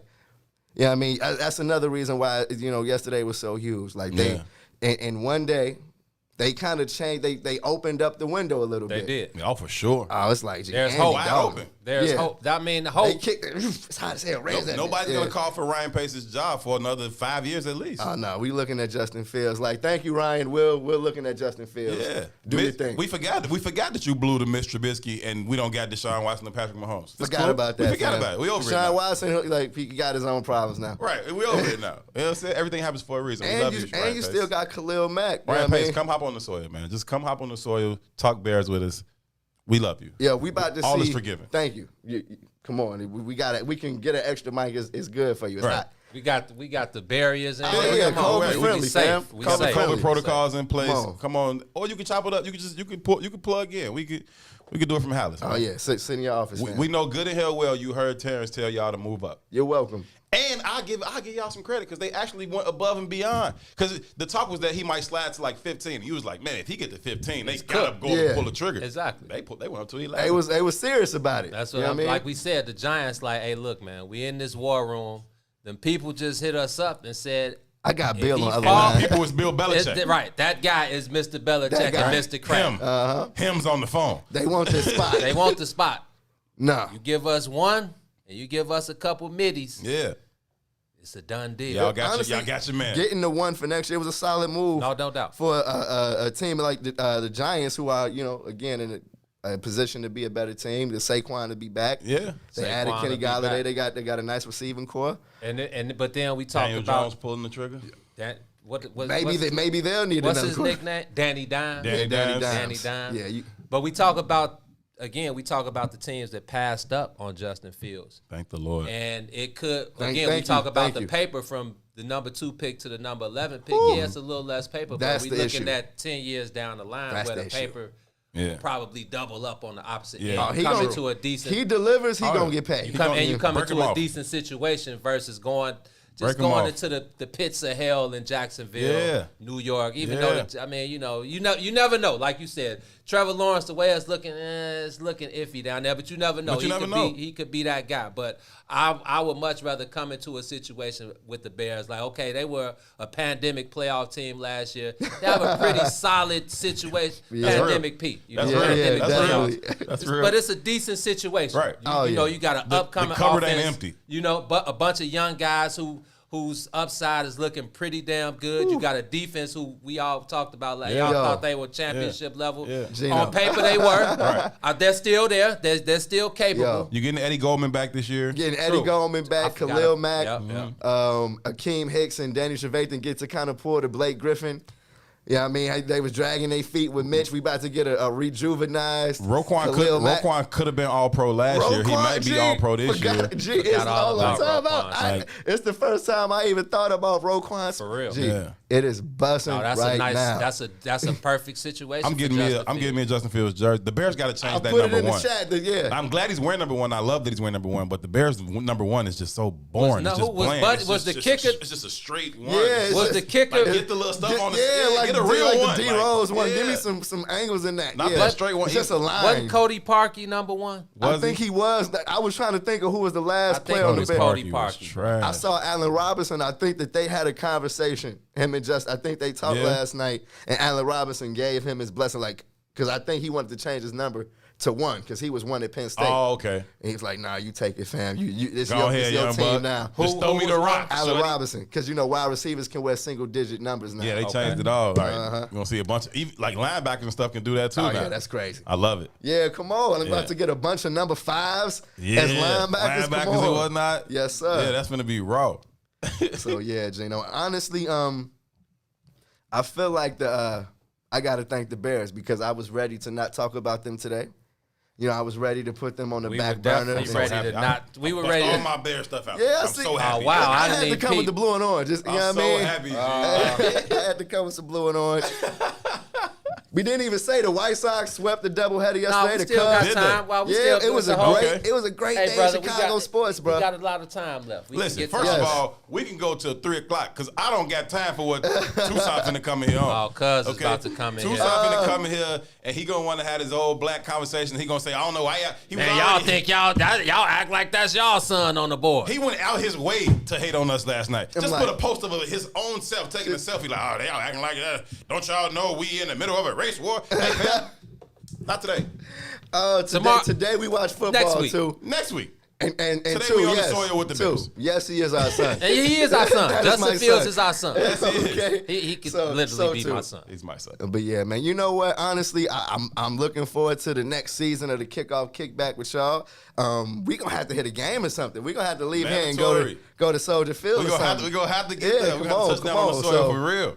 I'm liking the future for the Bears. We'll see how it turns out. He is a rookie quarterback, and he does got to get on the field. But honestly, this is a great day. Shout out to Flo's holding it down for us yesterday too. Flo's Andolini was back down with the brothers earlier than expected because if they had picked somebody else, I wouldn't have cared what Flo's tweeted from the press conference. I felt so good for Flo's because he took in those Mr. Trubisky games like a G, and he tweeted like everything was all right. Deep down in his soul, his heart was pounding. Oh yeah, come on! I got the text message, Flows. I know. Hey, Flows, the Bigs might have something for you, brother. If all goes well, man, the Bigs got something for you. We appreciate you, brother. Oh, come on now, it's us. Let's get it. But yeah, man, I hope again when I got that alert, because I think I don't know if Cuz got a line on Ryan Pace or not, but Brian knew first. Cuz hit me up when I went to Twitter. It had the first tweet about them moving up was like 55 seconds in. Cuz had hit me up like 4 minutes before that. Nigga, we moved up to 11, Cuz. Yeah. I'm like, man, what you got an inside line on Pace or something? And then that's when I'm like, okay. This is the old WIIFTBP, man. This Mac is the Jones. Mac Jones. We had to wait for the name to be called. When the brother, when Raj walked up there and the black man was up there, I said, hey, man. First of all, that's how I know I've been around Gene the last 5 years, because I did the same exact damn thing. I was like, who is this brother? I'm like, what they on with us, bro? Then the best part was, he said, our pick at number 11 is Justin Fields. He said, my Chicago. Yeah, we felt it. That was like, this is a then story, threw up Joe. the Let's fist get it. like, oh, man, this is. Yeah, Joe. And no, the lady's not dead, Hurt. Well, they had to sneak that one in the door. At this point, I'll stop. I wasn't asking for it per se. I was just saying that was the only way that we would get a black quarterback. But see, now I was asking for it. Yeah. So honestly, you know what? Louis Riddick has, I felt like, shared, some decent light. Is Louis Riddick still without a job? I mean, I know he's it. Oh yeah. ESPN. Come on, dog. Yeah, I think some of these cats be liking that ESPN gig, though. I think the money is good, and the demands on their time are slightly less than being the GM. They get to see their family. families. Probably a lot less. Yeah, they get to see their The families. pressure is bad. You get to go home every night. You know what I'm saying? I think that's what kept a cat like John Gruden out the game for so long. Sure. Like, man, this is actually decent. I'm getting all the games. I'm getting a 6-pack from ESPN. Then they gave him his own show with the young quarterback. When he told y'all Mr. Trubisky was Huff. That part. Yeah. Mug should have listened. And that's kind of what got him that itch again. It's like, yo, I know what a good quarterback look like. I can get a job. But he said that he knows Matt Nagy wanted to take Deshaun Watson. Did you this is what he said, Matt Nagy. This is what Louis Riddick said yesterday. Okay. He said he knows that Matt Nagy wanted to take Deshaun Watson instead of Mitch Trubisky, and that was Matt Nagy's issue the last couple seasons. Matt Nagy, okay, so what Matt Nagy what he knew was that Deshaun Watson was better. But he wasn't a part of that. He wasn't even here for that pick. Because he was in Kansas City. He was in Kansas City. So, but he had done all the work on all three quarterbacks because Kansas City was taking one. So he had done all the work. The most. And so he knew for sure that Deshaun Watson was way better than Mitch. So he like, damn. I'm happy to be getting a head coaching job, but why y'all didn't give me the dude that y'all? Why y'all with this one? Y'all had the first pick. Right. Y'all could have had one of the guys that either one we took or Houston. But yeah, he definitely knew. Matt knew. That's interesting, man. Yo, Justin Fields, number 1 on the field and number 1 on your heart. Yes, you know what I mean? Justin Fields, man. Bear down. The jersey is on sale now. The Bears wasted no time. They just tweeted it out. Go get your Justin Fields number 1 jersey. I might have Hold to my do beer. It. Yeah, come on. I might have to do it. My first football jersey since Donovan McNabb. I'm looking like the navy blue kind of popping a little harder than it. It's like, okay, these jerseys kind of nice. We might need a new jersey. I might get 2 Justin Fields. Yeah. I want them to change. That one is so trash, man. I love number 11, and Darnell Mooney's number 11 is just trash. It's just those 2 sticks. It's like a tally. Get the one that got the little hook on the top and the line on the Let's bottom. create somebody. Joe. Hey man, we just gave somebody a good idea for some bread. Come up with a wicked number 1. They probably calling Joe Fresh Goods right now. The Bears. Joe got a line with him. We about to see all the Bears super black. Let Fashion Geek do the Bears uniforms. This is like how about America. A mashup? Sir and Madam, Fashion Geek, Joe Fresh Goods. Yo, we about to get all of that. This is like America during the Obama era, bro. Like all the black TV hosts. Oh, don't let Dr. Umar hear you talk about Barack Obama. I'm just saying, the Bears are about to be very black. Justin Fields jerseys at the Silver Room. We about to get Black History Justin Fields jerseys. Come on. Justin Fields, man, we need you on the soil soon, man. We'll touch down with you. Let's do that. On that note, let's take one more break, y'all. Y'all are on the soil, kicking it with the bigs, and our brother Herb Howard will be right back. Yeah. WIIFTBP. Introducing your trusted source for high-quality black emojis, better known as Blackmoji. We believe black is beautiful, and that beauty should be reflected in the digital market. Now there is an app that does just that, starting with Black Greek letter organizations. Blackmoji D9 offers more than an emoji app. It is a cultural experience of black excellence. Download the app in the Apple or Google Play Store to access a specially curated catalog of emojis representing the Divine Nine. Use the emojis to celebrate Black Greek events, acknowledge current events, support social causes, and learn about esteemed Black Greek members who blaze the trail of Black history. A portion of every subscription goes toward a scholarship fund specifically for members of Black Greek letter organizations to help keep the legacy alive. Download the Blackmoji app today. The Chicago Legal Network is the collaboration of attorneys that concentrate in many areas of the law most needed in Chicago neighborhoods. The CLN lawyers focus on personal injury, criminal defense, and other issues. The CLN lawyers all average over 20 years of legal experience and are dedicated to helping the Chicago community. The Chicago Legal Network is committed to developing black lawyers through mentorship and co-representation. So if you were injured in a car accident, slip and fall, or injured on the job, or you need assistance with criminal defense, including driving violations and DUI, check out ChicagoLegalNetwork.com for more information or call 773-912-3545. 773-912-3545.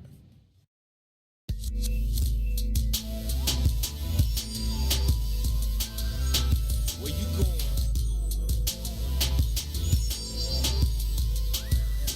Where you going?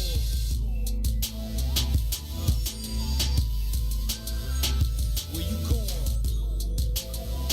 You gotta ask yourself. Yeah. I'm seeing ghosts in my dreams, in my past. Will it haunt me? Will it last? Will it taunt me? Will my path be no longer beneath me? Under my feet, misdirected as I stand. Cause I wanted what I had, and I had what I wanted. Is my faith being tested? As humble as I am, because I need to see it and touch it with my hands. Am I less of a man unless this lesson was confessions? I fess up like the brand. My plans never went how I planned, never panned out. Now my confidence is in the can. Coincidentally, my spirit is spinning, so spent, cause I spent up everything I had. Real as it gets, this is what it really is. As I stare at my twin, reality sinking in. Over the sink, pray for blessings from the Lord, cause the truth is the truest, especially when it's yours. There's nowhere to go, there's no place to run, there's nowhere to hide. Where you go, there's nowhere to go, there's no place to run, there's nowhere to hide. There's no place to run, there's nowhere to hide. Where you go? There's nowhere to go. There's nowhere to run, there's nowhere to hide. Who you hide? Face to face, I face it like a Pinot. Head on, headstrong, I'm headed for where he go. And he knows where he goes, cause his soul was told that he knows that he goes through this evil. Become one, like a groove to a needle. Mastery of self, when I'm selfish as my ego. Can't see beyond a tunnel vision. The weight on my mind, a tunnel vision. This function is unforgiving. As I tumble, stumble, and struggle with it, I have no time to fumble.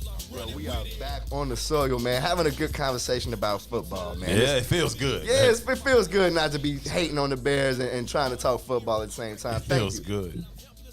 But, man, what else is on tap? The White Sox play yesterday, the Cubs. I mean, the Bulls didn't play. Who cares? But they didn't play yesterday, so that was a plus. And who cares? But the Sox they got a new series tonight. They play Cleveland this weekend, starting today. Friday, Saturday, and Sunday. They took 2 or 3 from the Tigers and swept the doubleheader yesterday. Okay. I think, are they 13 the White Sox 14 are 14 and 10, a game and a half back of the Kansas City Royals. And honestly, yesterday it felt like it all came together, Gino. You had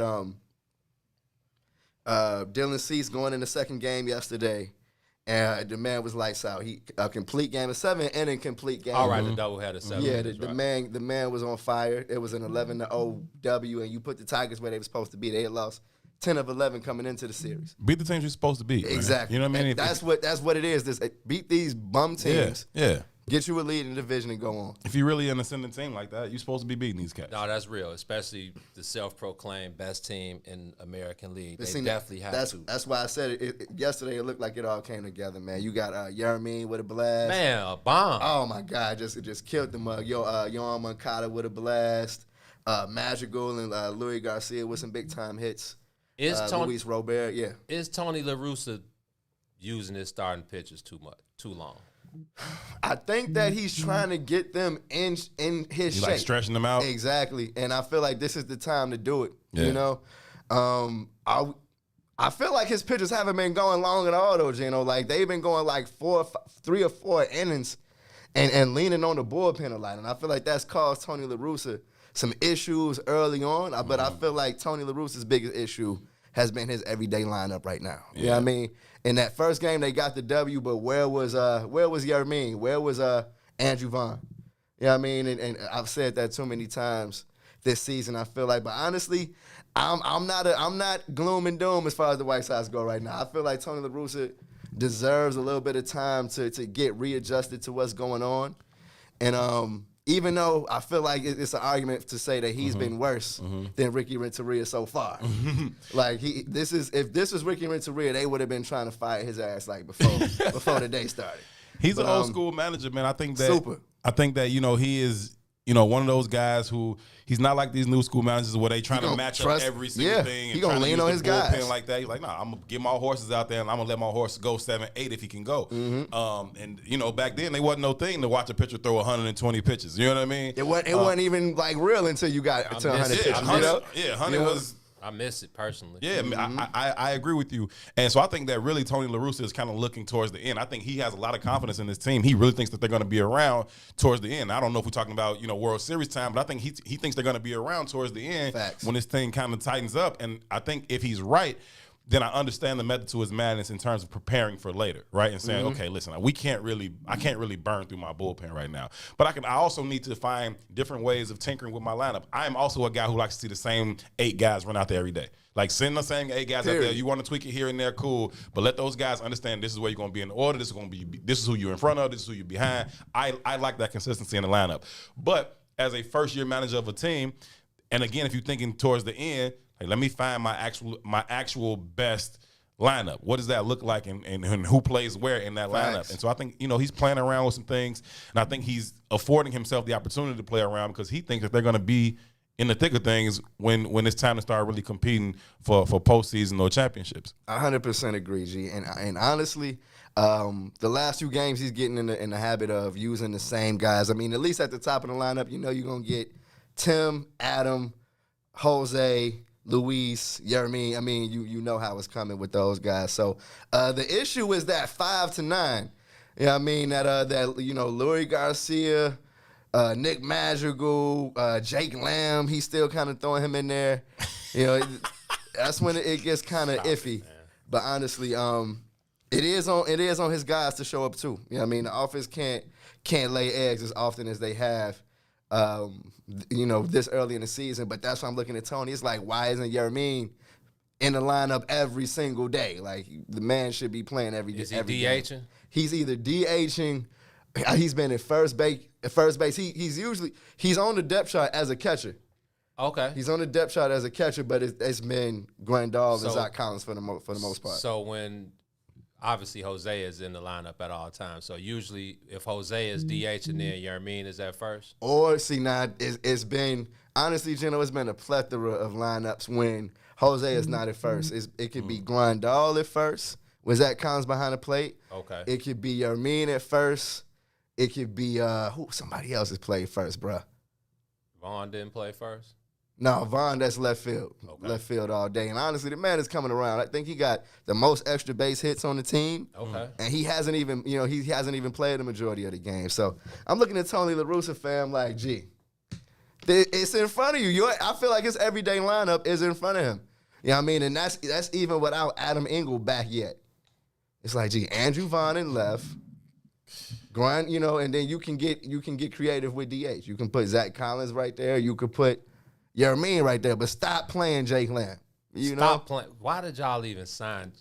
I don't know what was behind that. I can't tell you anything in Fam's past that's Just like, that, oh yeah, he's that dude. Just that veteran at bat you may need late in the game. He's just missed a couple of pitches. Like, you see that he has power, but no. So what is that? 24 games. So we maybe a seventh right through the season. Yeah, and honestly, if we're talking about like where this team is going to be by the end of the season, I got to say that we at like a 5.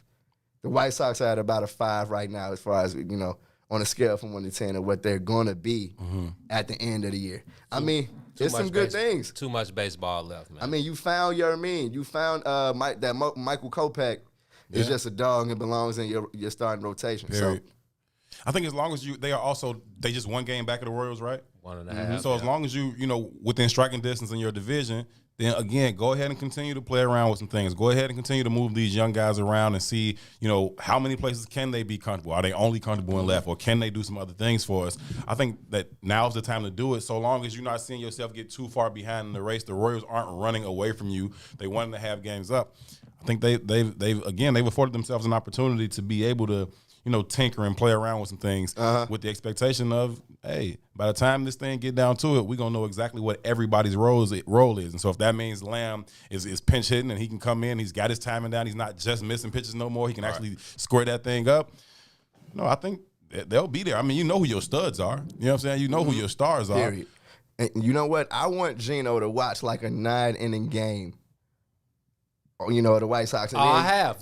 Not lately. Because I feel like the issue is in the middle of the game, Tony La Russa is going to miss a couple of adjustments. Like, you wonder why Billy Hamilton is batting in the 8th. You know what I mean? When you're trying to get a run. Or ever. Exactly. Like, he should never bat. But that's let him pinch run when somebody else is. That's a trust, a veteran. You just never know with guys like that. That's my saying. It's why baseball is the most beautiful sport of all, because you just never know. You just never know. Billy Hamilton can come up. Because Lil Garcia had 5 RBIs in 2 games yesterday. Okay. He did his thing, But no, I agree. Billy Ham, he gonna steal a big bag for us in the end of the year. Come on, some that's point what in we the need. Year, he gonna steal a big bag. We need you to get from first to second. He gonna get from first to second, or he gonna start early and go first to third on a single or something like that. And be in position to get us a winning run like late in, you know what I'm saying? Speak it up, Herb. So I think that's what he's here to do. And he's also a good defensive replacement. If if you're gonna flip the order at the end of the game, bring him in where he don't got to come to the plate in the next end of nothing, but he can go out there and play center field or right field or something for you. So I think there's value to him, just not at the plate. Got to stay healthy too. Yeah, man. So Cleveland is in town for 3.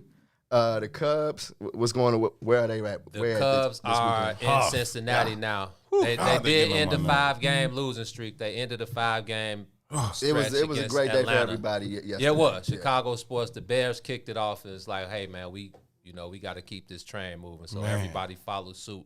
Mm-hmm. The best thing for the Cubs is just to get out of April.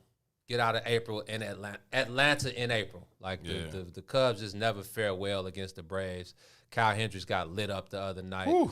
Zach Davies got lit up the first night. Trevor Williams had a decent outing the night before. Just couldn't score any runs. Then last night, Adbert Alzolay, man. Adbert Alzolay. Adbert, he did his thing. He looked extremely good last night. Like the movement Looked like on the kid we've been waiting on for a couple of years. years, Yeah, right? man. The slide. We talked to Matt Duffy and we talked to a couple other guys post game, and they always talk about facing him in live BP early in the season, and like the stuff that they saw is like, this is the guy who we thought that we would see, and like Herb said, the guy that the Cubs have been waiting on. So it's dope to Adbert. Other than Jake, Adbert has probably been the Cubs' best pitcher. Craig Kimbrell obviously closing games, but Adbert, that's what you want to see going forward. I think he probably had the Cubs' longest outing of the season. I think he got through 6, started the 7th, and I think he got pulled early in the 7th. So it's good to see Adbert. It was good to see the bats come alive. I think they scored 9 runs, had like 16 hits. Mm-hmm. And is it a Cardinals weekend? It's Cincinnati Reds. Reds. I knew it was a division. And we should go get right on the Reds, man. Yeah, they're going to Cincinnati. They're in Cincinnati tonight for 3 games, but you know that Reds, they got Reds Luis Castillo, Tyler Malley. They're facing 3 tough pitchers this weekend. So before they come home to face the LA Dodgers, it would be great to go into Cincinnati and take 2 or 3 from those guys. If not, it could be a long next few days. This thing can get away from you, man. For real. Like, this thing can get away from you early. If you start off May the way you've been finishing up April, like, this thing can get away from you early, and then you playing catch up all summer long, and that's just not a place that you want to be. Even if you withstand that marathon, you burnt out at the end of it, right? And so, you don't get to do the tinkering things that we was talking about the Sox being able to do so long as they're in contention. If the Cubs are 7-8 games back most of the season, they trying to fight to get within striking range. By the time you get within 2-3 games, you out of gas. Yep. And then down the stretch, you just don't got what you need. So they need to get right in Cincinnati, come on home and start playing some good ball as the temperature starts to heat up a little bit. For teams that have been losing, temperature, it's definitely almost not early anymore. You know what I mean? Like it's definitely almost time to be like, all right, y'all, we got to win some damn games. Yeah. So, but we talk about it all the time, man. The 4-game winning streak puts you right back in first place. They definitely need one of those. At least something close to that. Yeah, we take 2 or 3 in Cincinnati, come back home. You're on the up and up facing the LA Dodgers. Try to get 1. Hey, you gotta go. You gotta be looking at 2 or 3 at all times, but you gotta win that first game. Oh yeah. So where's the rotation at tonight? Who on the bump? Adbert. It was Kyle Adbert. So tonight it's probably. I think it might be Jake again. Okay. And that's good. I don't mind Jake when Jake is hitting on all. It's not the 96, 97 Jake. He's locked in though. It's in and out, up and down corners. I like that Jake. So it's gonna be interesting, man. But I think the thing that I noticed most about the series in Atlanta was Javi missing. And Javi. Okay. If you look at his numbers, they're not as bad as you would think they should be with his strikeout rate. Right. But it's because obvious. If he's not striking out, he's like hitting home runs. But I think Javi is finding, I think he's slowly but surely finding himself. His strikeouts have been down lately. He was out for 3 games due to hamstring injury. But I noticed when Javi's not in the game, the Cubs are just the enthusiasm. It's just a whole different energy. Then KB was out, just precautions. He had like a right bicep injury. So KB was back. KB has been lights out. Javi was back last night. Just having starting Javi to get his field. timing back. Right? Exactly. So he's not doing so much swinging and miss. I mean, he always going to swing and miss at the outside curve with a high heat. But his timing he was off on his fastball straight down the middle. 92 down the middle. Saying? Like, and so he got that timing back right before they went to Atlanta. He squared up a ball at Wrigley that on a regular day, or if the wind was blowing out, that ball would have went over the center field wall. Like, he tagged it, and it didn't go out, though. The wind kept it in, but he crushed that ball. And it was just good to see him, get his timing back and be ready to hit again. I think they can go out there, if Jay can get him off start, go out there and go ahead and take 3 from them boys. Come on back. I agree. You know what I mean? Because the Reds have been on a slide. The Reds are 11-13. Like last week, the Reds were in first place. And I think they are, in their last 10, they're 2-8. They're in 4th. Joey Votto's still out there hitting Joey Votto is still out there. dude is one of the a classic. machine. Like, Yeah, it's unfortunate that he's not going to be remembered as being one of the all-time great first basemen, or certainly of his generation, because he played on so many bad teams, and a lot of people don't even know how good that dude is. Right. But that dude is a problem, not only offensively but defensively as well. But at the plate, it's hard to get him out, man. Oh, it's a extremely tough out For Joey real. Votto. And then they got our boy Nicky 2 times, Nick Castellanos still over there. Get the papers. Yeah, man. The Cincinnati Reds, even though they are 11-13, they are a formidable opponent. So definitely got to go in there and take care of business this weekend. Okay. But let me ask her something real quick. Yeah. Yes, sir. When is the last time you saw an actual Chicago Bulls game? When D Rose snapped his knee. Yes. No, it's been a minute, man. It's been a minute for real. Certainly not. I haven't watched a full Chicago Bulls game. Certainly not since Buckets left. Yeah. Well, Wow. you I'm pushed the dead button ass, on you pushed the button on those guys a long time. I thought it was gonna be at least sometime this season. But I mean, I check them out. Like, you know what I'm saying? I had the TV on here Wednesday night only because y'all was like, they playing the Knicks, so I had the TV on here Wednesday night watched it for in the Rose studio and and Tibbs keep and my eye on Taj. it. Oh, they getting whooped again. that was But I loved watching D Rose. Yeah, I didn't even them watch dudes, that. them dudes ain't finna stress me That's out. how much I don't care about You the was Bulls like, I right ain't even now. watched that one. D Rose is they were in the building, and I didn't even think about turning on NBC Sportsnet. Nah, and the Knicks was in the Bulls' ass that whole game. Basically, they fought back a little bit, but they never really had a They chance. got the Bucks tonight. The Bulls got the Bucks tonight. They're home. I know The Bulls Giannis at turned home. his ankle last night, so he probably won't play. Especially I against would the Bulls. Yeah, I would sit. Yeah. I would actually Where they sit at all in the my East? guys. The Bulls, Not they're in- they're in that. They not out in of the it East. They picture. in the Big They're Ten in that East. fighting for it picture. You know what I mean? Like they're out of it. Like if the season ended today, but they're like 2 or 3 games. They trying to get to the in the hunt spot. No, they don't need. They can't even get to the in the hunt spot. The Bulls are 2 games out of that play-in out of the game playing. So behind they like Washington. they're like an 11 to 12. They're spot. 11. They're 11, two games behind the Wizards, who are 10. The Pacers 9, and the Hornets. And the play-in is just weird because if you got to be in Play-in is 11th whack. spot, it's just forget it. And You no know what I mean? team, That's what you say, the panty playoffs? The pandemic playoffs.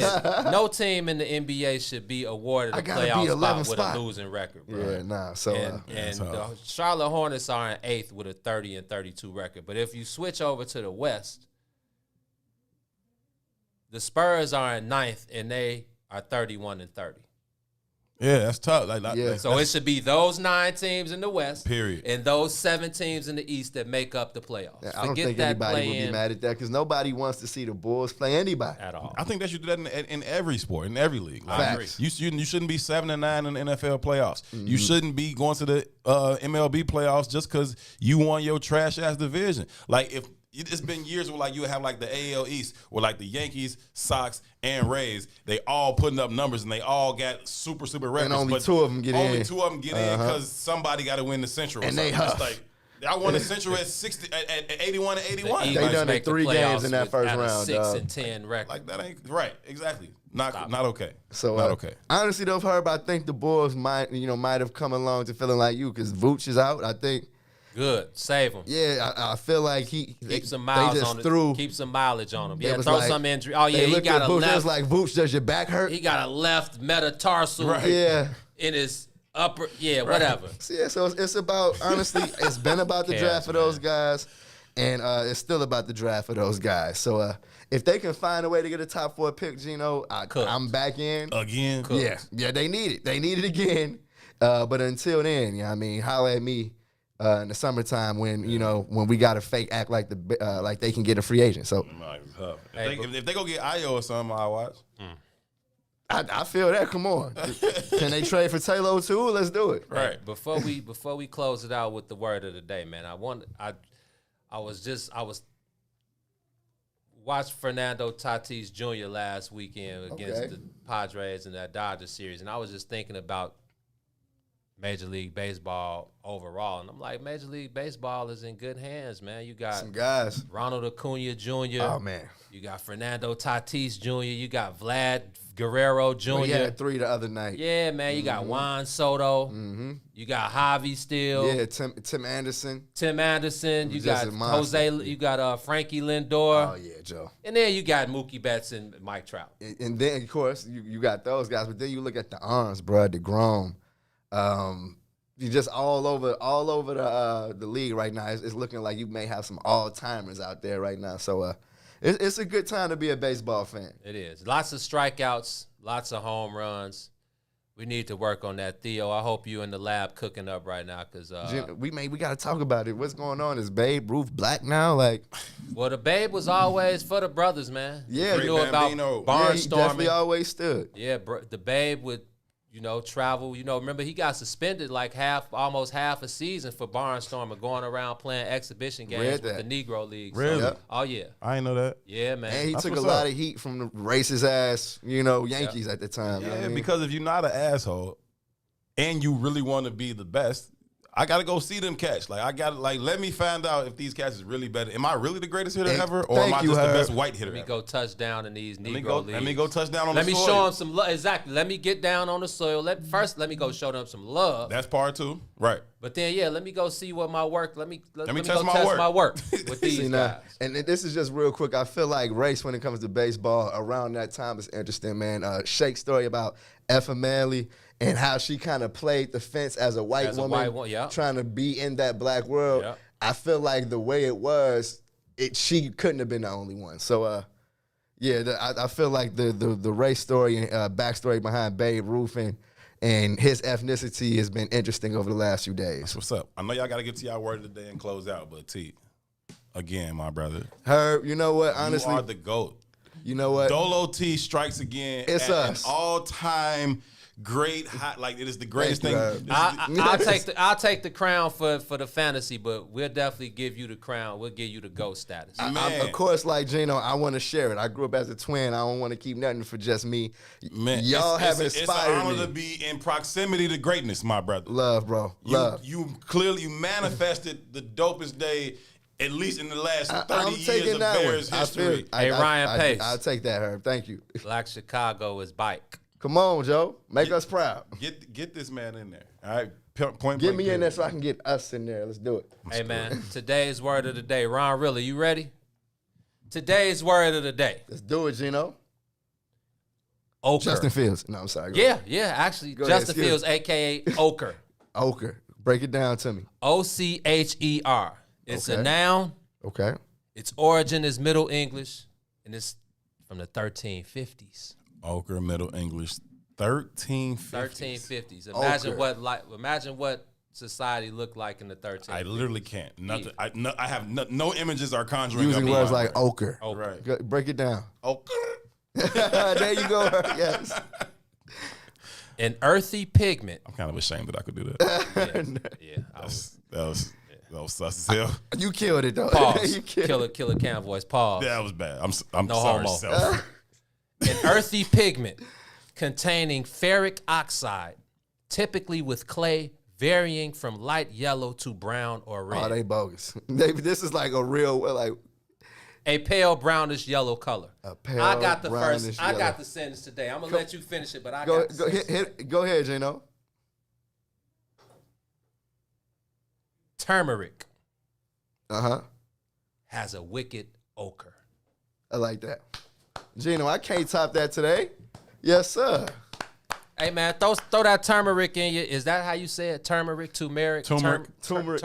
There's an R, so the R is silent. I feel like when we do the word of the day, we need to just slam the word on the screen. Yeah, turmeric. Ain't no R in there. Okay, maybe I'm. It's Tumeric, right? Right, the R's on the back end. Turmeric. Guys, oh, it's T-U-R. I went to Beasley. Stop it. I know you went to Whitney Young, but before you get to Whitney Young, you got to go to Beasley. Yeah, That's one of those mind words tricks, though. Like, I didn't know there was an R in turmeric. I've never seen an R after that, you.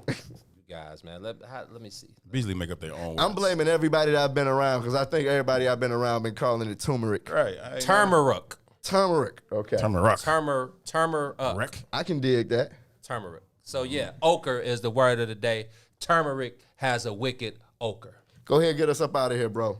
Hey, man, we appreciate everybody tuned in with the brothers today. We got This was like on the soil, a third on the soil, no, like a fourth on the soil and 3/4 kickoff kickback. This man. was the Friday kickoff kickback. Let's get it. Herb in the building, man. Tom in the building. The God in the building. Cuz on the other side, ready to get it in. Yes, Cuz, sir. I know, Cuz. These mics you hear hot. me over here. Y'all talking Justin Fields, whether you like it or not. Understand that. Understand that. You went out your way to hate on that boy for no reason. See? Oh, I can't wait. Here you go. Intellectual thuggery. All this we got going on, you niggas watching the NFL draft. I got to listen to this shit. Intellectual thuggery at its absolute Hey, we don't finest. stand for the anthem, though. It's all good. Hey, cuz, we definitely sit down in the press box when the anthem come on. Show us a little love.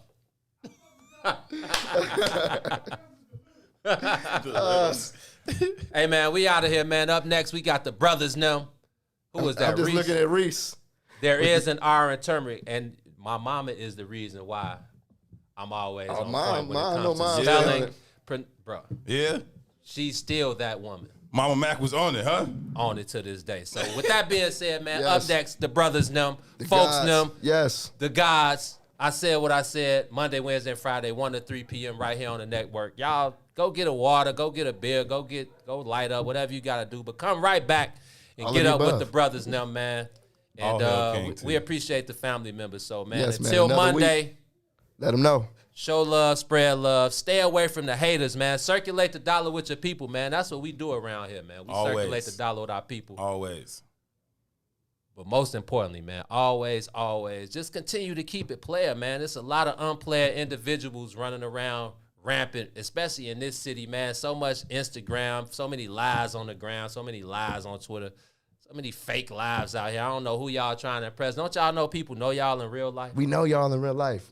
Not off the screen. Come on, yo. We know you. So with that being said, in the words, Real quick, I got the satellite radio back. The very first song I heard. What you think it was?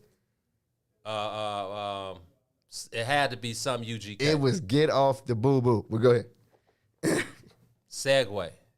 In the words of the great Chad Butler, a.k.a. Pimp C. Get off the boo-boo. It's us. WIIFTBP. My brothers and sisters. My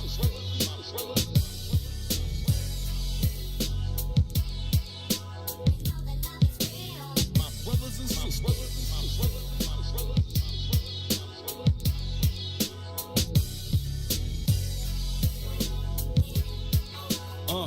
Yeah, no bullshit at the pulpit with questions for the reverend, like why I gotta die to go to heaven, or are these lies and deception a sign of what's next? To deny my progression to my soul through my spirit from my mind and my flesh. You be hard pressed to alter my perspective. It's reflective of my perception.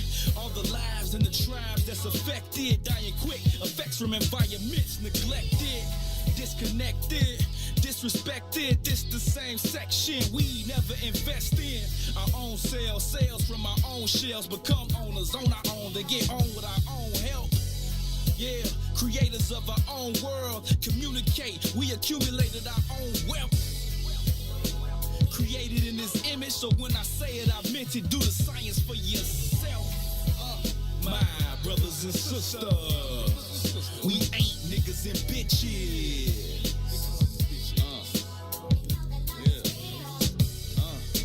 My brothers and sisters, we ain't niggas and bitches.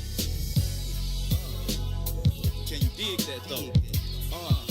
And I put this on my mama, Black Madonna, Mother Earth, Mother Africa. I'm honored to be a part of where it started, selling Starburn through the stardust on my starship. My heartbeat is godly. I'm the light harnessed from the darkest part of darkness. Such a godsend. I'll teach my son to treat your daughter like a goddess. I teach my daughter to treat your son like a god king. I can never deny my fate. My melanated skin tells my story every day. Fortunately, my fortune awaits. Majority of the world, minority in the States. Yeah, we blossom from the concrete. The world copies what they see, then mocks my mystique. The possibilities impossible to see. The ways of Western man can match the prophets of the East. My brothers and sisters, we ain't niggas and bitches.